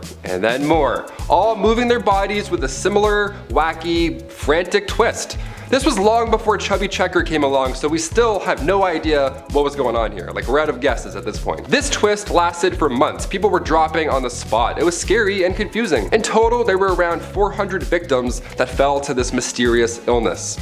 That's a lot of deaths. That's a lot of real deaths. This was documented in 16th century historical records, so I don't think the story is made up per se. No one would make this up. It's terrifying. A Catholic saint at the time, Saint Vitus, was believed to have the power to curse people with said dancing plague. What an amazing power also. Guy starts moonwalking away, you're like, beat it. Some suggest this was a cult, others believe they ate toxic rye. Who's to say for sure? Either way, we're all dancing. Number 10, property. It should be no surprise to anyone watching this today, but women's rights and the treatment of women was not everyone's priority in the medieval ages. Dudes were just mean. I'm sorry. Where did it all stem from? I'm not sure. I'm just a guy with blue eyes, and sometimes I say funny stuff. But what I do know is that women were treated more like men's property, which is that sucks. That's gross. No one likes that. Which they are not, thank you very much. Sometimes women were traded like currency for livestock animals, land, and just business dealings in general, because women didn't have a say in the matter. Like, I'll give you 2 goats for my daughter. Here you go, dude. Which is just, That's not a fair deal, dude. That's not a trade, man. Not a trade. Number 9, promising young woman. Remember when I said if I talk about medieval times, I was gonna bring this up? It's a classic, a medieval staple. Couldn't talk about medieval times without it, really. What am I getting at? Well, that's marrying a woman in her midlife, about 12 years old. Yeah, I know, it's gross, deplorable, despicable, naughty, and just unsavory. Okay, so people only lived to their mid-30s and 40s back then, so time is of the essence. Sure, I get it, but come on, man. I am hereby banning any cradle robbing or diaper sniping. That includes the dudes who out of high school and they're dating a woman still in high school. I'm banning it, that's it. Chetty says no. Number 8, bedroom watch party. Okay, let me paint the scene for you. It's 2009. You just finished pre-drinking and watching the latest episode of Jersey Shore with your friends. There's enough hair product in your hair to keep a bowl of lime jello still. You slap on some Uggs and head to the club. You meet someone who's cute AF. Maybe it's the tequila, maybe it's the apple bottom jeans, but you want to come home with this person. Instead of making it to your bedroom, a bathroom nightclub is now your domain for love. People walk by and witness your actions, but you do not care because this is your life and it's 2009 and you can do whatever you want. Okay, so that, but medieval times. Yeah, it's not a nightclub, but people would just come into your bedroom to witness that you went through with it on the marriage. Nobody wants that. That's just weird. That's not normal. Come on in. Me and my wife are about to... Come on in. Number 7. The Hunger Games. In the not so common case of a woman trying to divorce her husband because, you know, she's most likely not being treated very well and she's just not allowed to divorce and it's really just a messy time for women. How do you lose a woman? You forget to cherish her. Or you fight in combat to determine who wins the divorce. And by winning the divorce, I mean whoever wins lives. Yes, this was something that was actually done in medieval Germany. Basically, there's a little arena. Husband gets put into a hole to make it fair, I guess. There's a sack of rocks and a club, and then you just full send it and start swinging at each other. I feel like most divorces suck. Not that I would know, I've never been married, but I mean, come on, are the married people really telling me at home right now that they want to swing rocks and clubs at each other? I don't think so. At number 6, we have scheduled baby making. Fornication is part of a human's animal nature. It's how we all came to be. But in the Dark Ages, there were only specific and dedicated times when a couple was allowed to go at it, because of religious laws. They were only allowed to do the deed on Monday, Tuesday, and Wednesday because they were required to start preparing for the church services on Sunday, on Thursday. Saturday, it was allowed as well, but not everyone participated on the day because it was the in-between the preparation and the Lord's Day. Throughout the year, there were other lengths of time where it wasn't allowed, like the 47 to 62 days of Lent, which is in the spring, and the 35 days leading up to Christmas, December 25th, and the 40 to 60 days around the time of the Feast of the Pentecost. To make matters worse, women were not allowed to make eye contact with their husbands or any other man for that matter during these times, because eye contact was believed to be a temptation and was frowned upon during times when no action could be taken. And if she was caught making eye contact, she would have been punished for it, which in reality also makes no sense. At number 5, we have hunting royal game. This goes for hunting the king's deer and catching the king's fish. It started with the deer in the late 11th century. What made it more difficult was after the conquests of England, a lot of local land was deemed royal land, and locals were not allowed to hunt on it and would be punished if they took one of the king's deer. The punishment for this was to be blinded or worse. It was repealed in the early 12th century. As for the fish, the laws were put in place in the 13th century and were never abolished, except it was slightly different. There was no set punishment for catching the whales and sturgeons, but if they were washed up on shore, they were to be offered to the monarchs first before the locals were allowed to have it. Nowadays, it makes no sense because many other laws in place override it. But in 2004, a Welsh fisherman caught a sturgeon and offered it to the Queen. Just an interesting fun fact for you. At number 4, we have having your tongue removed. Some people like to spread rumors or talk trash behind others' backs, or even make up things for theatrical effect. Well, in the Dark Ages, you could have your tongue removed from your mouth for spreading misinformation or using the Lord's name in vain. The church viewed blasphemy as a very severe crime, considering the church ruled just about everything, alongside the monarchs at the time. So if you were caught spreading a belief that did not align with the church, you would be punished. So removing the tongue would leave the convict mute for the rest of their lives, therefore sufficing for the crimes. They would also be stoned or left in a rope for the crimes depending on how long they were committing said blasphemy, as well as the context of the information. Just another example of medieval control tactics which in today's world make no sense. At number 3, we have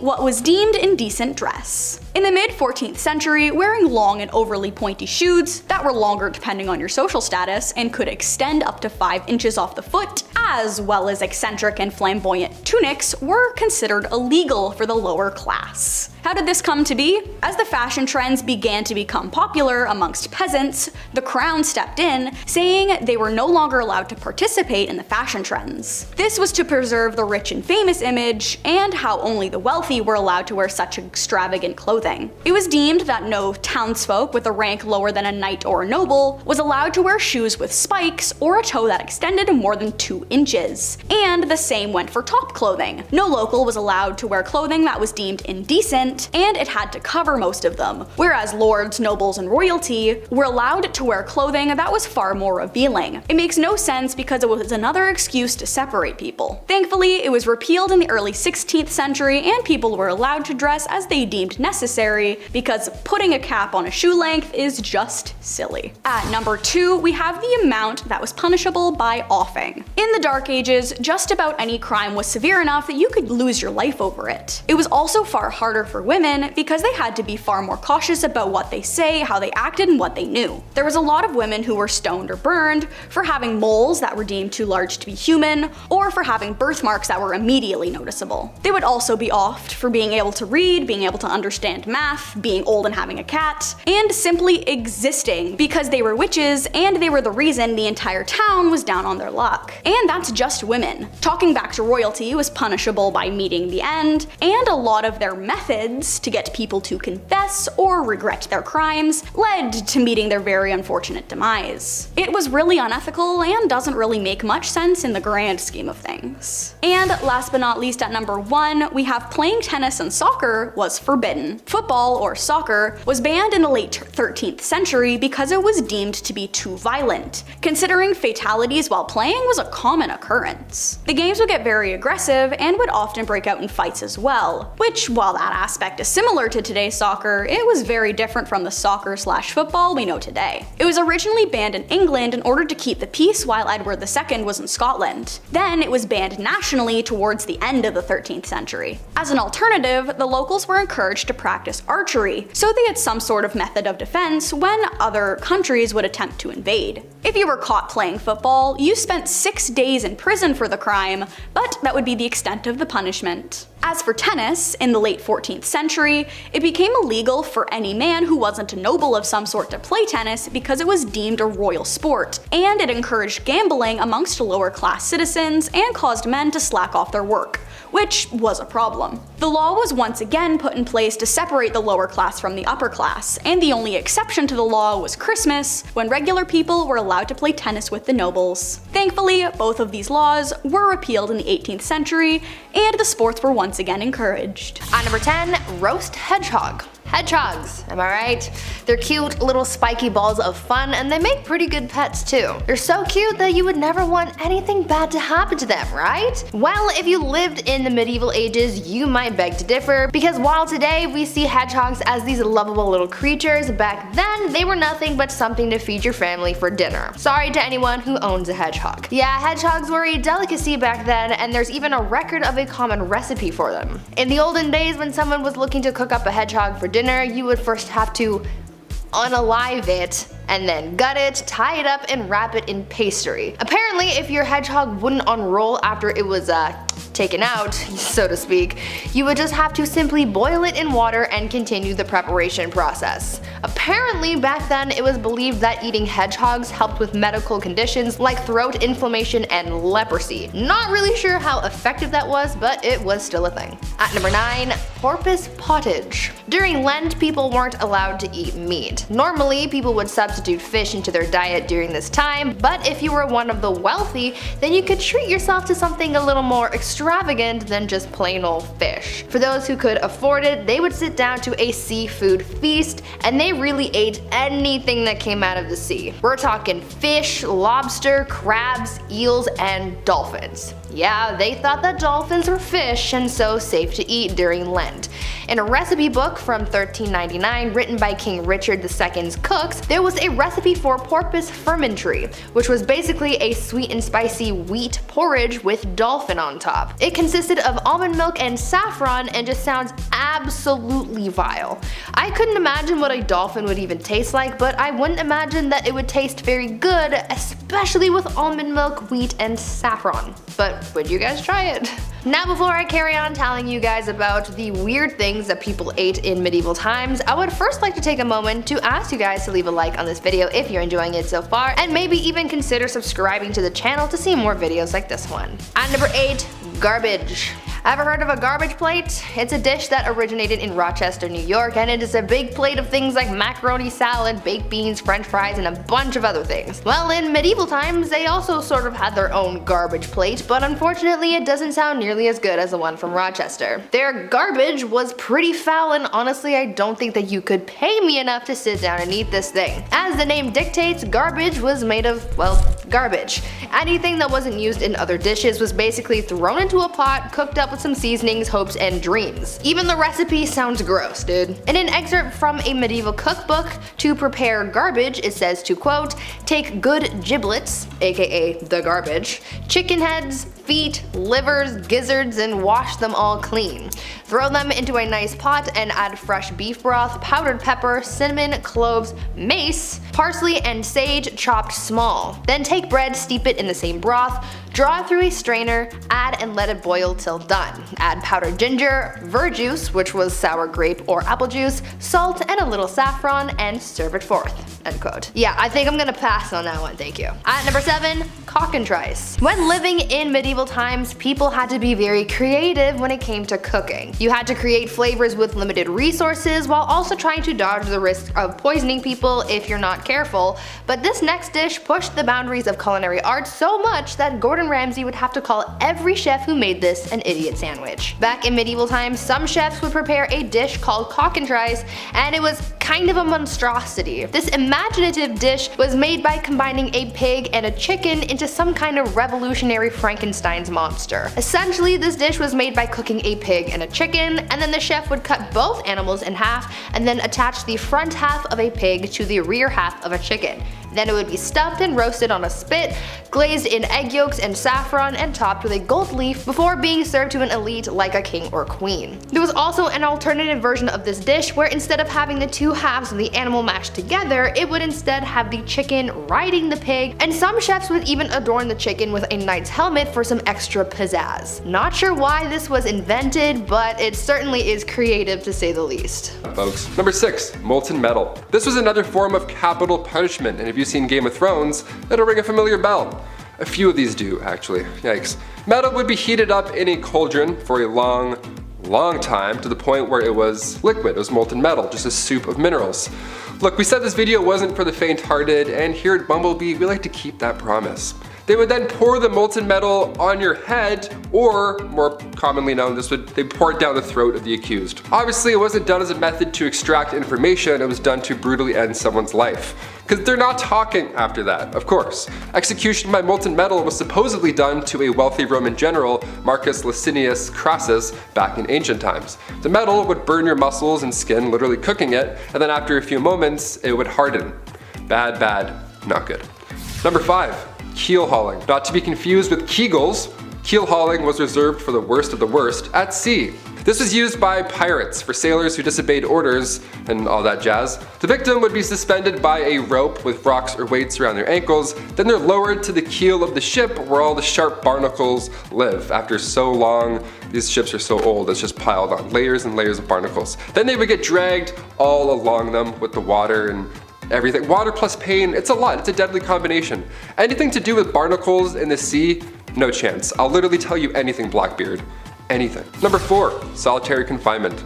This is a kind of punishment that still exists in our modern society, but it can truly be one of the worst punishments out there because of the type of psychological distress that it causes. We were all just in a pandemic for so long. We got so bored and we had Netflix and iPads and whatevers. I can't even imagine this back in the day. Basically, it's a prisoner living in a single cell with little to no contact with anybody else. Not even like a guard or anything rattling keys like in the old times. It was just nothing. No one would even check on them. There are many stories about people being locked up for so long they forget about their families, and some people have gone away to solitary confinement for so long that once they're out, they just forget how to speak, really. They forget how to be a human and interact in the real world. Solitary confinement and the negative effects that it has on a person is becoming a wider topic of conversation because of the effects on a person's mental well-being, and it's a topic for a lot of human rights organizations. Back in medieval times, solitary confinement was literally just a room made of stones. It was pitch black, freezing cold, you were tucked away below some janky castle, and most of the time you weren't really alone. In the dark, nibbling away at your little piggies were,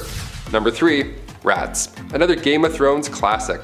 If you're a rat person, I know there's a lot of people who do tricks with their pet rat. That's cool, but maybe cover Stuart Little's eyes for this one. Rats as a medieval punishment, where do I even start? Okay, this one was a punishment for the rats at the same time. What was once called a rat trap involved a man or woman being tied down to something, and then a metal enclosure would be strapped down to their chest or their stomach. Now inside this metal enclosure, there's rats, which are also just loose walking around, and the person can feel them, the little feet walking around in their skin. And this is when the person, and still in the punishment, begins heating the other end of the metal enclosure.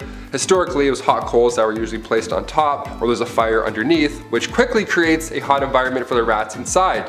From there, the rats begin frantically searching for a way out, but because it's made of metal and they can't bite through that, they find your skin, and then that they can obviously bite through. So you can paint the picture in your head. It's disgusting. Number 2, the breaking wheel. The breaking wheel is literally just a large disc, a pirate ship wheel almost, just lying there, where somebody is then tied to it and everybody else just hammers them and beats the shit out of them over and over.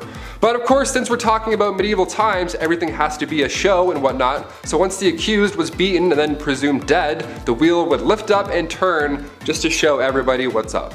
Another way to use the breaking wheel, yep, there was more than one, again, creative folks back then, they would tie a person to the wheel and then continue to rotate it, and then all the ropes below would get tighter and tighter and twist. Kind of like the rack, but with a literal twist. And finally coming in at number 1, the brazen bull. This one takes the rat's problem and then makes it a you problem. Out of all the ones on this list, the brazen bull is the last one that I would do straight up haunting. It's also been referred to as a Sicilian bull, and basically it's not too complex. There is a bronze sculpture, often in the shape of, you guessed it, a bull. But in medieval times, it was just a big closed cauldron, and usually it was large enough to fit a person inside.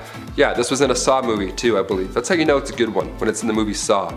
So once the person was locked inside or it was leaned over so they couldn't get out, a fire would then be set underneath this bull, and then you can probably figure out the rest in your head. They would even engineer the bull so that when somebody screamed, it sounded like a bull's roar. How fun is that? How fun is history? I'm learning so much about history that's fun on Bumblebee. Number 10, Treaty of Verdun. The Treaty of Verdun, or also known as Traité de Verdun, was a contract agreed on in August 843 in which divided the Frankish Empire into 3 kingdoms among the surviving sons of the Emperor Louis I, the firstborn son and heir of Charlemagne. Long story short, all the grandsons were all at civil war with each other about who was getting what did Grant promise. The treaty followed shortly after almost 3 years of wars between the brothers. It was the first in a series of partitions contributing to the dissolution of Charlemagne's empire, and it is seen as a blueprint in which modern societies are based off of. Basically, the brothers all had to split what their grandfather had decreed his own into land. Lothair the First, coolest name, Charlemagne's eldest son, received Francia Media, or the Middle Frankish Kingdom. Louis II received Francia Orientalis, or the East Frank Kingdom. And Charles II received Francia Occidentalis, or The West Frankish Kingdom. You and I both know the youngest got the most. Come on, I'm just gonna say it right out. Everyone likes to talk about the eldest son this and the eldest son that, but we all know the baby gets whatever they want whenever they want, don't they, huh? I'm looking at you, Taylor. Come here, man. It's true, man. The baby gets everything. Middle child? This guy didn't even exist growing up. Didn't hear from him. Number 9, Underground Castle. Big Chet and I are currently replaying Ocarina of Time, so in honor of Hyrule, I gotta include this medieval castle. It was once a residence during the reign of King Henry III. This castle was actually discovered recently underneath a prison yard back in 2015. The old prison castle, we love those.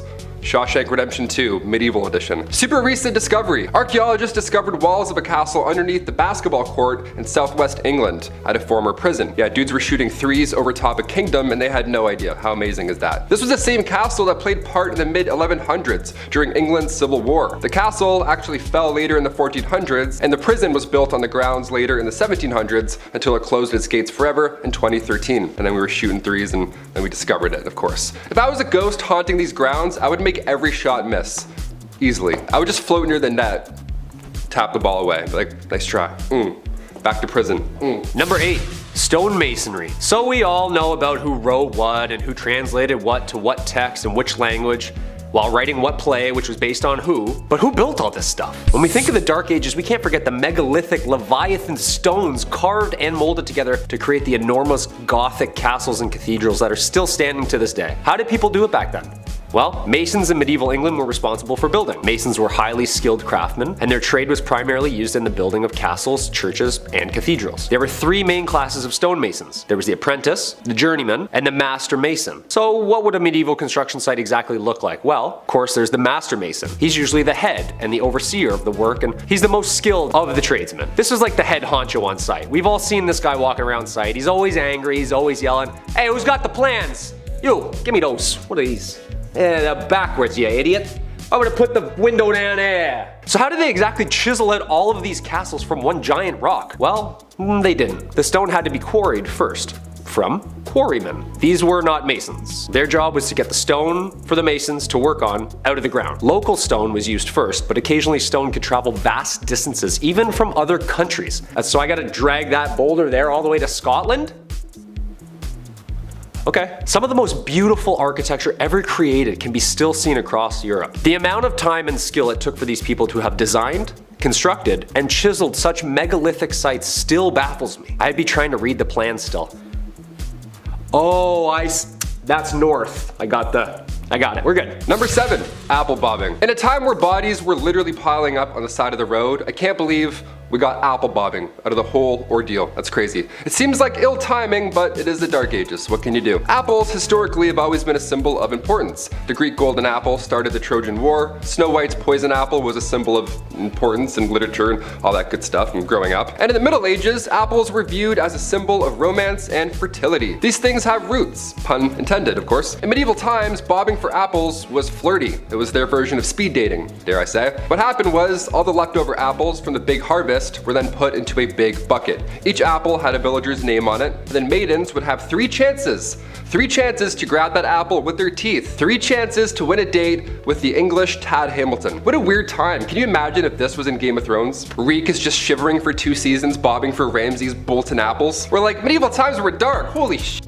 Number 6, gross. Genghis Khan, maybe the most down bad dude to ever get on a horse and do what he did. Well, maybe except Arthur Morgan, but he's not real, even though I wish that chiseled, handsome, rugged man was. Despite my daydreaming fantasies, I'm here to talk about a really bad dude, Genghis Khan, medieval conqueror and womanizer. He had so many wives, who a good portion of which were forced at sword point to be his wife, and husband and wives were not exactly sitting around the couch watching news together back then. They did the deed, whether or not both partners signed off on it. What I'm getting at is he had so many offspring that his DNA is still with us today. 0.5% of the male population on Earth are descendants of the Mongol warrior. That's over 60 million dudes. That's just insane, bro. Number 5, the moss. I ain't gonna come in here and tell you I know what it's like to be a woman or pretend I understand. There's been lots of great photos of humans that have been taken throughout history, but one that we miss for sure is when I was a kid and I learned what happens to women on those special couple days of every month. Not shock, just confusion. The look on my face, it was priceless. I wish y'all could have seen it. We got things mostly figured out now though, but think about the past. Medieval times, not an understanding time for ladies. There were just no products to help in that scenario. So, have you ever wondered what they did? I did. Weird thing to think, I guess, but oh well. Moss pads, yeah. Take some moss, you wrap it up in a cloth, bada bing, bada boom. Now you're in business. Which actually is really smart when you think about it. I never would have thought of that, but I'm a dude, so I wouldn't think about that. I just don't think about those big thinking thoughts and things sometimes. I'm just a big dumb guy. Number 4, witch hunt. This is also a time where if a woman speaks out of line, or does something to upset the feng shui of things, there's a good chance she will get labeled a witch and burned at the stake. This was becoming an issue because, well, it was becoming a witch hunt, meaning anything that was slightly not cool or basically anything people feared or disliked could be labeled witchcraft, and thus likely an innocent woman would be burned at the stake. I mean, it sounds like they had it down to a science, really. Woman does something crazy, we'll bring out the charcoal briquettes. No, see, that's not right. It's not like they could have done this amazing thing called investigate. You know, see if the woman was actually innocent or the claims that she was a witch because she wants to be paid a fair wage like a man. Doesn't really sound like witchcraft to me. Maybe don't be so hasty to bust out the pitch and torches. That's all I'm saying. Number 3, you gotta do what you gotta do. I know what it's like to be down on your luck. Trust me, it sucks. It's not fun. But you budget, save, and work hard. You'll be back in the black before you know it. Women of medieval times got up and went to work.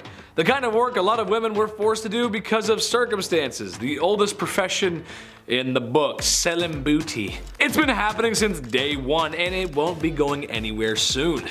Now, I'm not here to condemn that kind of work. And funny enough, in medieval times, it was considered to be an actual profession.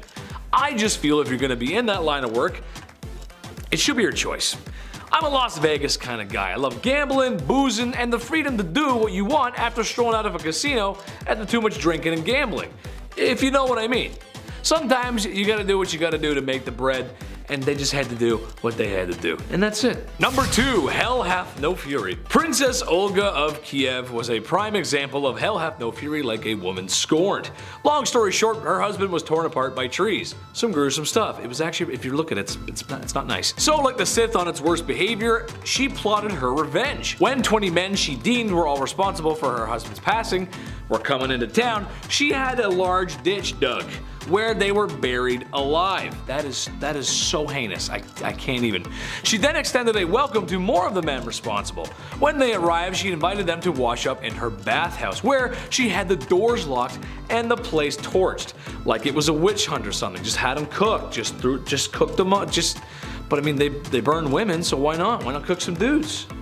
Okay. Number 1. Honestly, who throws a shoe? If you've ever been to a wedding, then you've probably seen the bride throw a bouquet of flowers to waiting bridesmaids and other lucky ladies. Because the lady who catches the flowers is the next woman to be swept off her feet and to be married. Put a ring on it. Number 10, beauty sleep. When you go to bed at night, ideally you want 8 hours. Me, personally, I'm lucky if I get like 6. I don't know, I'm like a child. I'm restless at night. I'm kicking around, I'm making weird noises. It's insane, it's problematic. Maybe I should see someone. If this were medieval times, however, I'd be set. See, back in the Dark Ages, it was common to have 2 4-hour naps at night rather than one swift 8-hour slumber. See, many believe this was to tend to a fire, or hopefully not a fire. You know, gotta wake up, make sure things aren't gone. It's medieval times, it was rough. You wake up, throw a log on, yawn, and then hop back into your pile of hay. I don't know, whatever they had back then. Good times. This system of waking up after 4 hours, it sounds like an unhealthy inconvenience, but in reality, historical accounts suggest that people in the Dark Ages generally slept for longer periods of time, despite their sleep being interrupted by periods of wakefulness. They slept longer due to the fact that, you know, light bulbs didn't exist yet, so lava lamps weren't a thing, neither were alarm clocks. So people would often go to bed shortly after sunset and wake up with the sunrise, so that's a good rest. That's a good medieval rest. That's like 12 hours. Number 9, the Norse disappearance. I just watched The Norseman. I'm gonna start barking at people now when I'm on the subway, just to, you know, get my old roots back, my old Norse roots. There are several theories regarding the disappearance of the Norse, Norse from Greenland during the Dark Ages, right? Where did they go? Where does a Norse Viking go? That's a little concerning. Where'd that guy go with the beard and the hatchet? That's a little important. One theory suggests that climate change played a significant role. The Little Ice Age, which began around the 14th century, that led to a decrease in temperature and a shorter growing season. Of course, making it difficult for the Norse to farm and raise livestock and, you know, have that big mighty beard and eat good. This could have resulted in a decline in food production, leading to famine and ultimately the collapse of Norse settlement. Another theory suggests that the North were Another theory suggests that the Norse were unable to adapt to the harsh conditions of Greenland. The Norse were used to living in more temperate climates, and the extreme conditions of Greenland could have been too difficult for them to endure. They're a little too hot for comfort. Finally, there's a theory that the Norse were driven out by the Inuit, who had been migrating into Greenland around the same time as the North. So a little bit of a beef happened there, a little West Side Story with Vikings, if I may. The Inuit were skilled hunters and fishers, and their presence could have put pressure on the North settlement, ergo war. But it's likely that the combination of these factors contributed to the disappearance of the North altogether, so exact reason, that's still a mystery. I vote the Inuit though. There's probably some beef. There's probably some settlement beef. Number 8, Green Children of Woolpit. Now this is a medieval story that tells the tale of 2 children who randomly appeared in the village of Woolpit in England, but they showed up with green skin and they spoke an unknown language. So aliens confirmed, for sure aliens. I wouldn't even open that door. The children were taken in by a nice local landowner, and although they were initially very distressed and refused to eat any human foods, they eventually adapted to their new surroundings. Again, green children, didn't speak English, aliens. Reminder. The boy eventually learned to speak English over time, and he explained that he and his sister came from a land where the sun does not shine and everything was green. Yeah, it's like Avatar 3 going on. Something's going on out there. Sometimes the grass is greener on the other side, but sometimes the people are also green. That's fun. That's a fun little bit. Bunch of incredible hulks in a place where there's no sun. Sounds nice and warm and welcoming. Lovely. Let's find out more. The origins of the story, of course, remain a mystery, with various interpretations ranging from folklore to my personal favorite, extraterrestrial encounters. Love aliens, love that. Grew up watching Signs. You tell me in the comments, did this happen? Are these aliens? Were these just random children? Is this all bullshit? Who knows? Number 7, Shroud of Turin. The origins of the Shroud of Turin, a piece of cloth that bears the image of one Jesus Christ, a crucified man, shrouded in mystery it seems. According to tradition, the shroud was used to wrap the body of, again, one Jesus Christ after his crucifixion, and many Christians believe this right here to be the burial cloth of Christ. I pointed like I actually have it here. I don't have it here. I wish I did. That would be great. We get a lot of likes, but no, it's over there. However, its authenticity is the subject of ongoing debate, of course, because I mean, who really knows? The shroud first appeared in historical records in the 14th century, and it's been housed in Turin, Italy since the late 16th century. Again, that's a pretty mighty piece of cloth right there. Next national treasure. Nicolas Cage has to grab that and put it in his pocket like a cowboy. Number 6, the Cowardly Lion. Richard I was the King of England for a decent amount of time, but didn't spend a lot of time of it in England. He spent most of his time raising taxes so he could fund his international warmongering. After all, that's kind of what history is about. History doesn't usually remember the times we were super friendly and got along. Which brings us to the Crusades! After recapturing Acre in 1191, his enemy Saladin was considering options of what to do next, and also considering prisoner swaps, which actually was common for the time. Sadly, Saladin may have been taking too long, or may have been planning a retake of the city, because Richard had waited too long. Not sure what Saladin was up to, he took prisoners from Acre who were poor civilians and soldiers up onto a nearby hill in full view of Saladin and slaughtered 3,000 people. He's remembered for being Richard the Lionheart for his bravery. All I'm saying is that it's not very brave to kill innocent poor civilians. War is hell, I guess. Number 5. Nothing is true. Everything is permitted. The Medici family didn't exactly live around the medieval times, but fairly close. That being said, the family is something similar to the Kardashians of today. No, not a hit reality show based around wealthy women who sit around their mansion all day looking for a good verbal argument. No, but rather a well-known family who had extreme wealth and as time went on gained a lot more wealth and power. The Medici got their wealth by being successful bankers. And when you got money, you got power. And they owned a lot of property and had clients in multiple cities. Some family members would later become royalty like Catherine de' Medici, and even more powerful by some family members becoming next to the Lord himself as the Pope. Which, if you're into that sort of thing, you would know how serious that position really is. What I'm getting at is, you don't get that powerful without breaking a few eggs. They used money and power to manipulate, and they got their way. Number 4. Diaper Sniper. Alright, This one's messed up, but that's just how things were. Marriage is a beautiful matrimony between two loving people that has a harmonious, lasting lifetime. Tell that to people in divorce court and see where that gets you. While we may marry for love today, things were a little bit different back in ye olde times. Marriage was oftentimes a business opportunity or a peace treaty of sorts, and other versions of marriage would have you on a certain Dateline show with Chris Hansen. I'm talking about girls getting married at the old refined age of 12. Yuck. It's just how it was. At the time, that was considered the age of maturity, but I mean, if you only live until you're 35, it kinda makes sense, I guess. While most of these cases are from poor people, at the end of the day, they were women and simply could not own business and property that men could. So it's in the best interest that a wealthy man marries a poor girl. Gotta do what you gotta do, I guess. Number 3, dyslexia for cure found. I don't know about you guys, but sometimes reading can be really hard. You've seen my blooper reel. I mean, I went to school, I got my grade 10, and that's really cool. Maybe soon I'll be able to go to college and get my PFD. But I wasn't a big fan of school, I just like to hang out with my friends. But then again, I did have the opportunity to attend school. The same cannot be said for poor peasants in the medieval age. Some wealthy kings would go as far as to ban the serfs from learning to read. Wouldn't want your population to be too smart, they might overthrow you after all. And sorry ladies, that means you aren't going either. Schools were boys clubs, no girls allowed. The richest of families could have their son sent off to be a squire and eventually enter knightship for their royal throne. But this was for the very rich. I can't help but think that I would look good in all that metal armor though. Give me a sword, a shield, noble steed. Assuming the wealthy would let me go to school. Please sir, could I learn to read? Number 2. Do you require a bowel movement, sir? Kings will be kings, and sometimes they do some things that shouldn't be things. Meet the royal groom of the stool, a man who must follow the king around with a ye olde porta potty, or really just a bowl, where he would be ready to assist the royal in a release of his bowels. Originally created by King Henry VIII, the groom's job was to assist the king with a box to relieve himself, also carrying towels and water, even monitoring the outcome of such daily events. After all, he's the king, gotta keep tabs on his diet. It's also rumored that the kings may have even required assistance in hygiene after the fact. Which, I mean, come on, I know we all need help sometimes, but that's a tad much. With all the disease and not hand washing at the time, I'm not really sure anyone ate food ever again.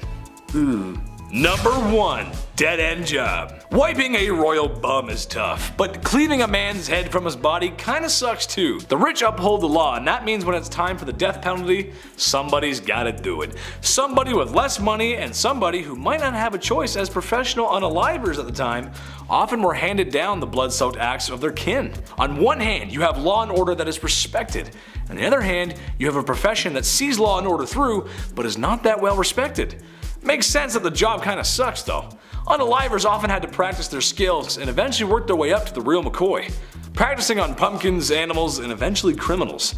If they got it wrong, i.e. too many swings of the axe, people would rush and attack their unaliver. Despite what movies and cartoons may make you think, these people did have empathy for what they were doing, and because of their social status, a lot of them lived lonely lives. Number 10. Gucci to the socks. Manna Musa may be the richest human to have ever walked planet Earth. The 9th emperor of the Mali Empire made his massive fortune by exploiting his country's salt and gold production. It is estimated his wealth today would be worth $400 billion US. That is a lot of money.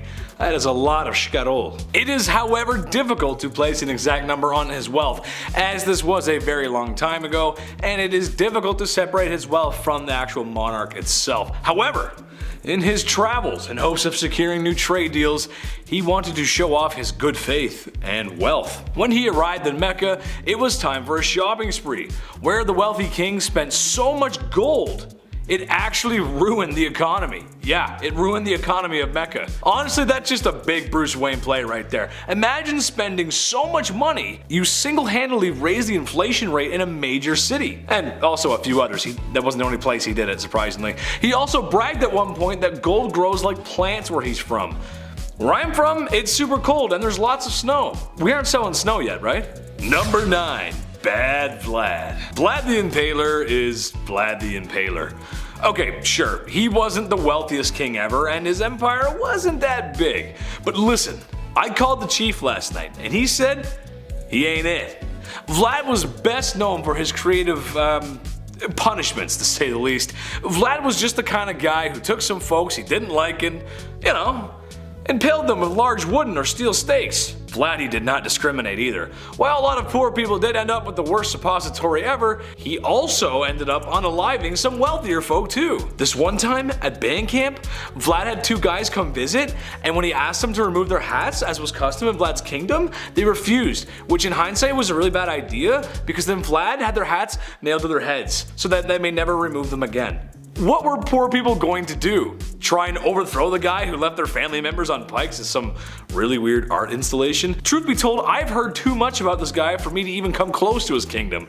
I'm good over here. I don't need to be anywhere near him. You stay over there, I'll be over here, it's all good. Number 8. Return of the Mac. Okay, so you guys know Rome, right? Beautiful ancient city, monuments, aqueducts, a big scary army with red brooms on top of their heads for some reason.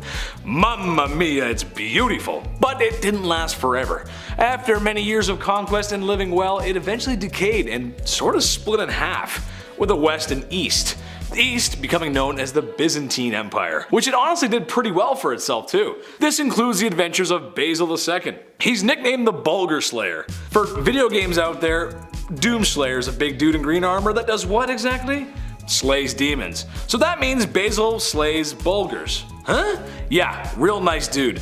With his financial might and power, he was able to conquer Bulgaria, which lasted a long time actually. And by the time of his death, Basil was the wealthiest man in Byzantine. A classic tale of a man in charge exploiting and pillaging those less fortunate. Number 7. Off with his belly. King Henry VIII was a guy known for a few shady things. Removing your wife's head because you want a new wife isn't exactly the nicest way to go about divorce.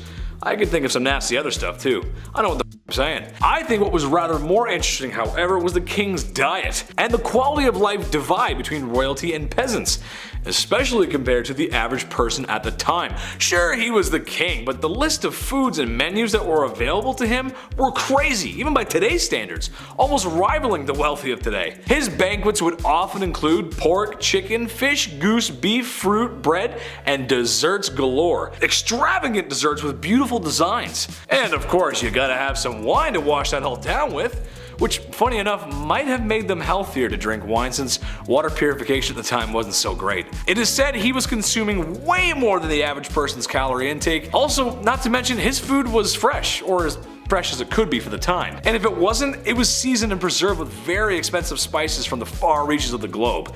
Spices that no normal person can get their hands on. The average person may not have been starving, but the quality of food and lack of fresh proteins show you what the almighty gold coin can do. Could someone please pass me the turkey?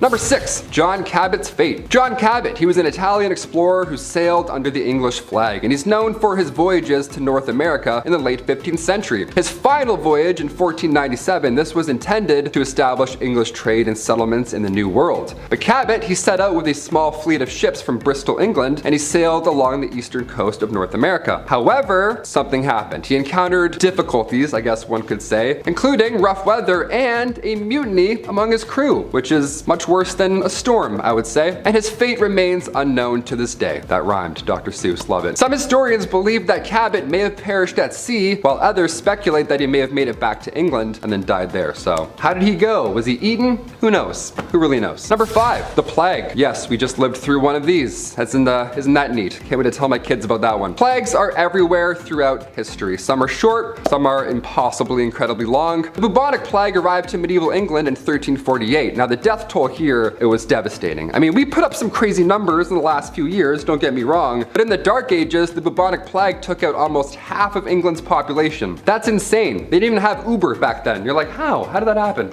Back then, the plague was a bacterium now known as Yersinia pestis. Symptoms were jarring, to say the least. There were lumps in the armpits and or, groin area. Not fun. Black spots would appear all over your body. It was uncomfortable, and it was noticeable, definitely to say the least, that you were plagued out. Almost all that were infected died within 3 days, more often than not without a fever, just randomly, boom, done. The drop in the population resulted in a widespread of wealth. That's, I guess, a bright side, not really. Workers were demanding higher wages, farmers were demanding lower rents, and the poor got expendable income. Sounds a little familiar, dare I say. Number 4, Greek fire. One's absolutely Crazy. Greek fire was a weapon used in medieval times. It was particularly used by the Byzantine Empire, and it was known for its ability to burn even when submerged in water. Yeah, almost like magic, some would say. Some scary, hot magic. The composition of Greek fire was a closely guarded secret, but it was known to be a highly flammable liquid that could be projected from tubes onto enemy ships or soldiers. So yeah, they would just blast liquid lava at you, and then they're like, yeah, war's done, just like that. Like in Game of Thrones, where it's just green fire. It was kind of like that. Greek fire was often used in naval battles and set enemy ships ablaze in 4 minutes or less, and its use was a significant factor in the success of the Byzantine navy. The exact ingredients and recipe for Greek fire, like I said, they have been lost to history, and its composition remains a subject of debate and speculation among historians. Let's hope we don't find this one. I don't know, let's find some pharaohs, mummies, tombs, treasures. That's great. Some guy's like, oh, the recipe for liquid lava that we can shoot at people. Awesome, let's do it.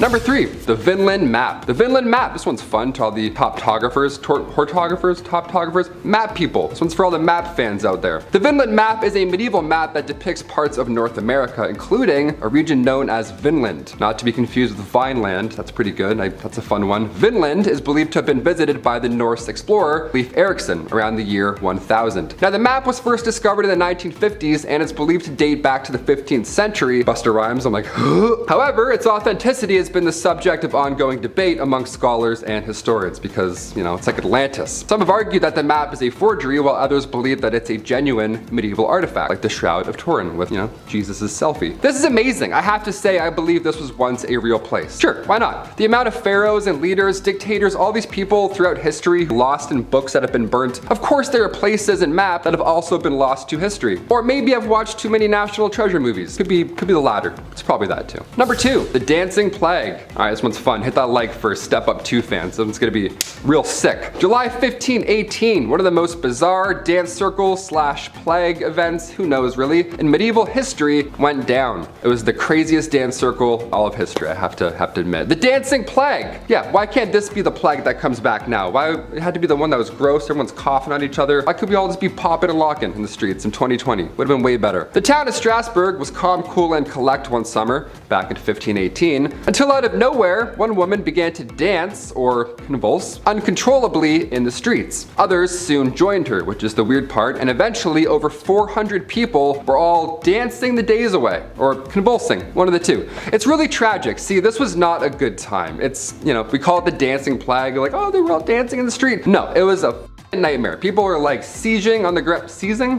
People are seizing on the ground. It was tragic. A good amount lost their lives due to pure exhaustion alone. Authorities, they tried their best to help out the situation. They paid for musicians to perform for them while they convulsed, which is just the thing you need back then. They're like, oh my god, what's happening? Quick. They just played music. They're like, this makes it way better. This is so fun now. No, it was horrible. Everyone was sick. This was a disease. This happened a few times in Europe, believe it or not, between the 14th and 17th centuries, and we still don't know what exactly happened. All we know is that it was some sort of illness and that it was not like Step Up 2. Apparently it was not sick, nor 3D, nothing like that. And finally, number 1, no insults. This one here is great. This would change the game today. If we brought this one back, so good. I can't whistle, but it'd be like that. If you hurled insults at somebody back in medieval times, they were entitled to compensation and they could summon everyone else who's around at the time to be a witness. Yeah, if you spoke bad of someone during the Viking Age, even if the person wasn't there, it could ruin their reputation. And because of that fact, you now need to pay them for the possible damages you caused with your words, with your sick, nasty words. It doesn't even matter if the insult was true either. The reputation was how you gained employment back then. It's how you met friends, and it was really important. It was an important thing not to be messed with. Also, if you insulted one man, apparently you insulted his entire family as well. So it's like that Vin Diesel kind of Fast and Furious family's everything vibe where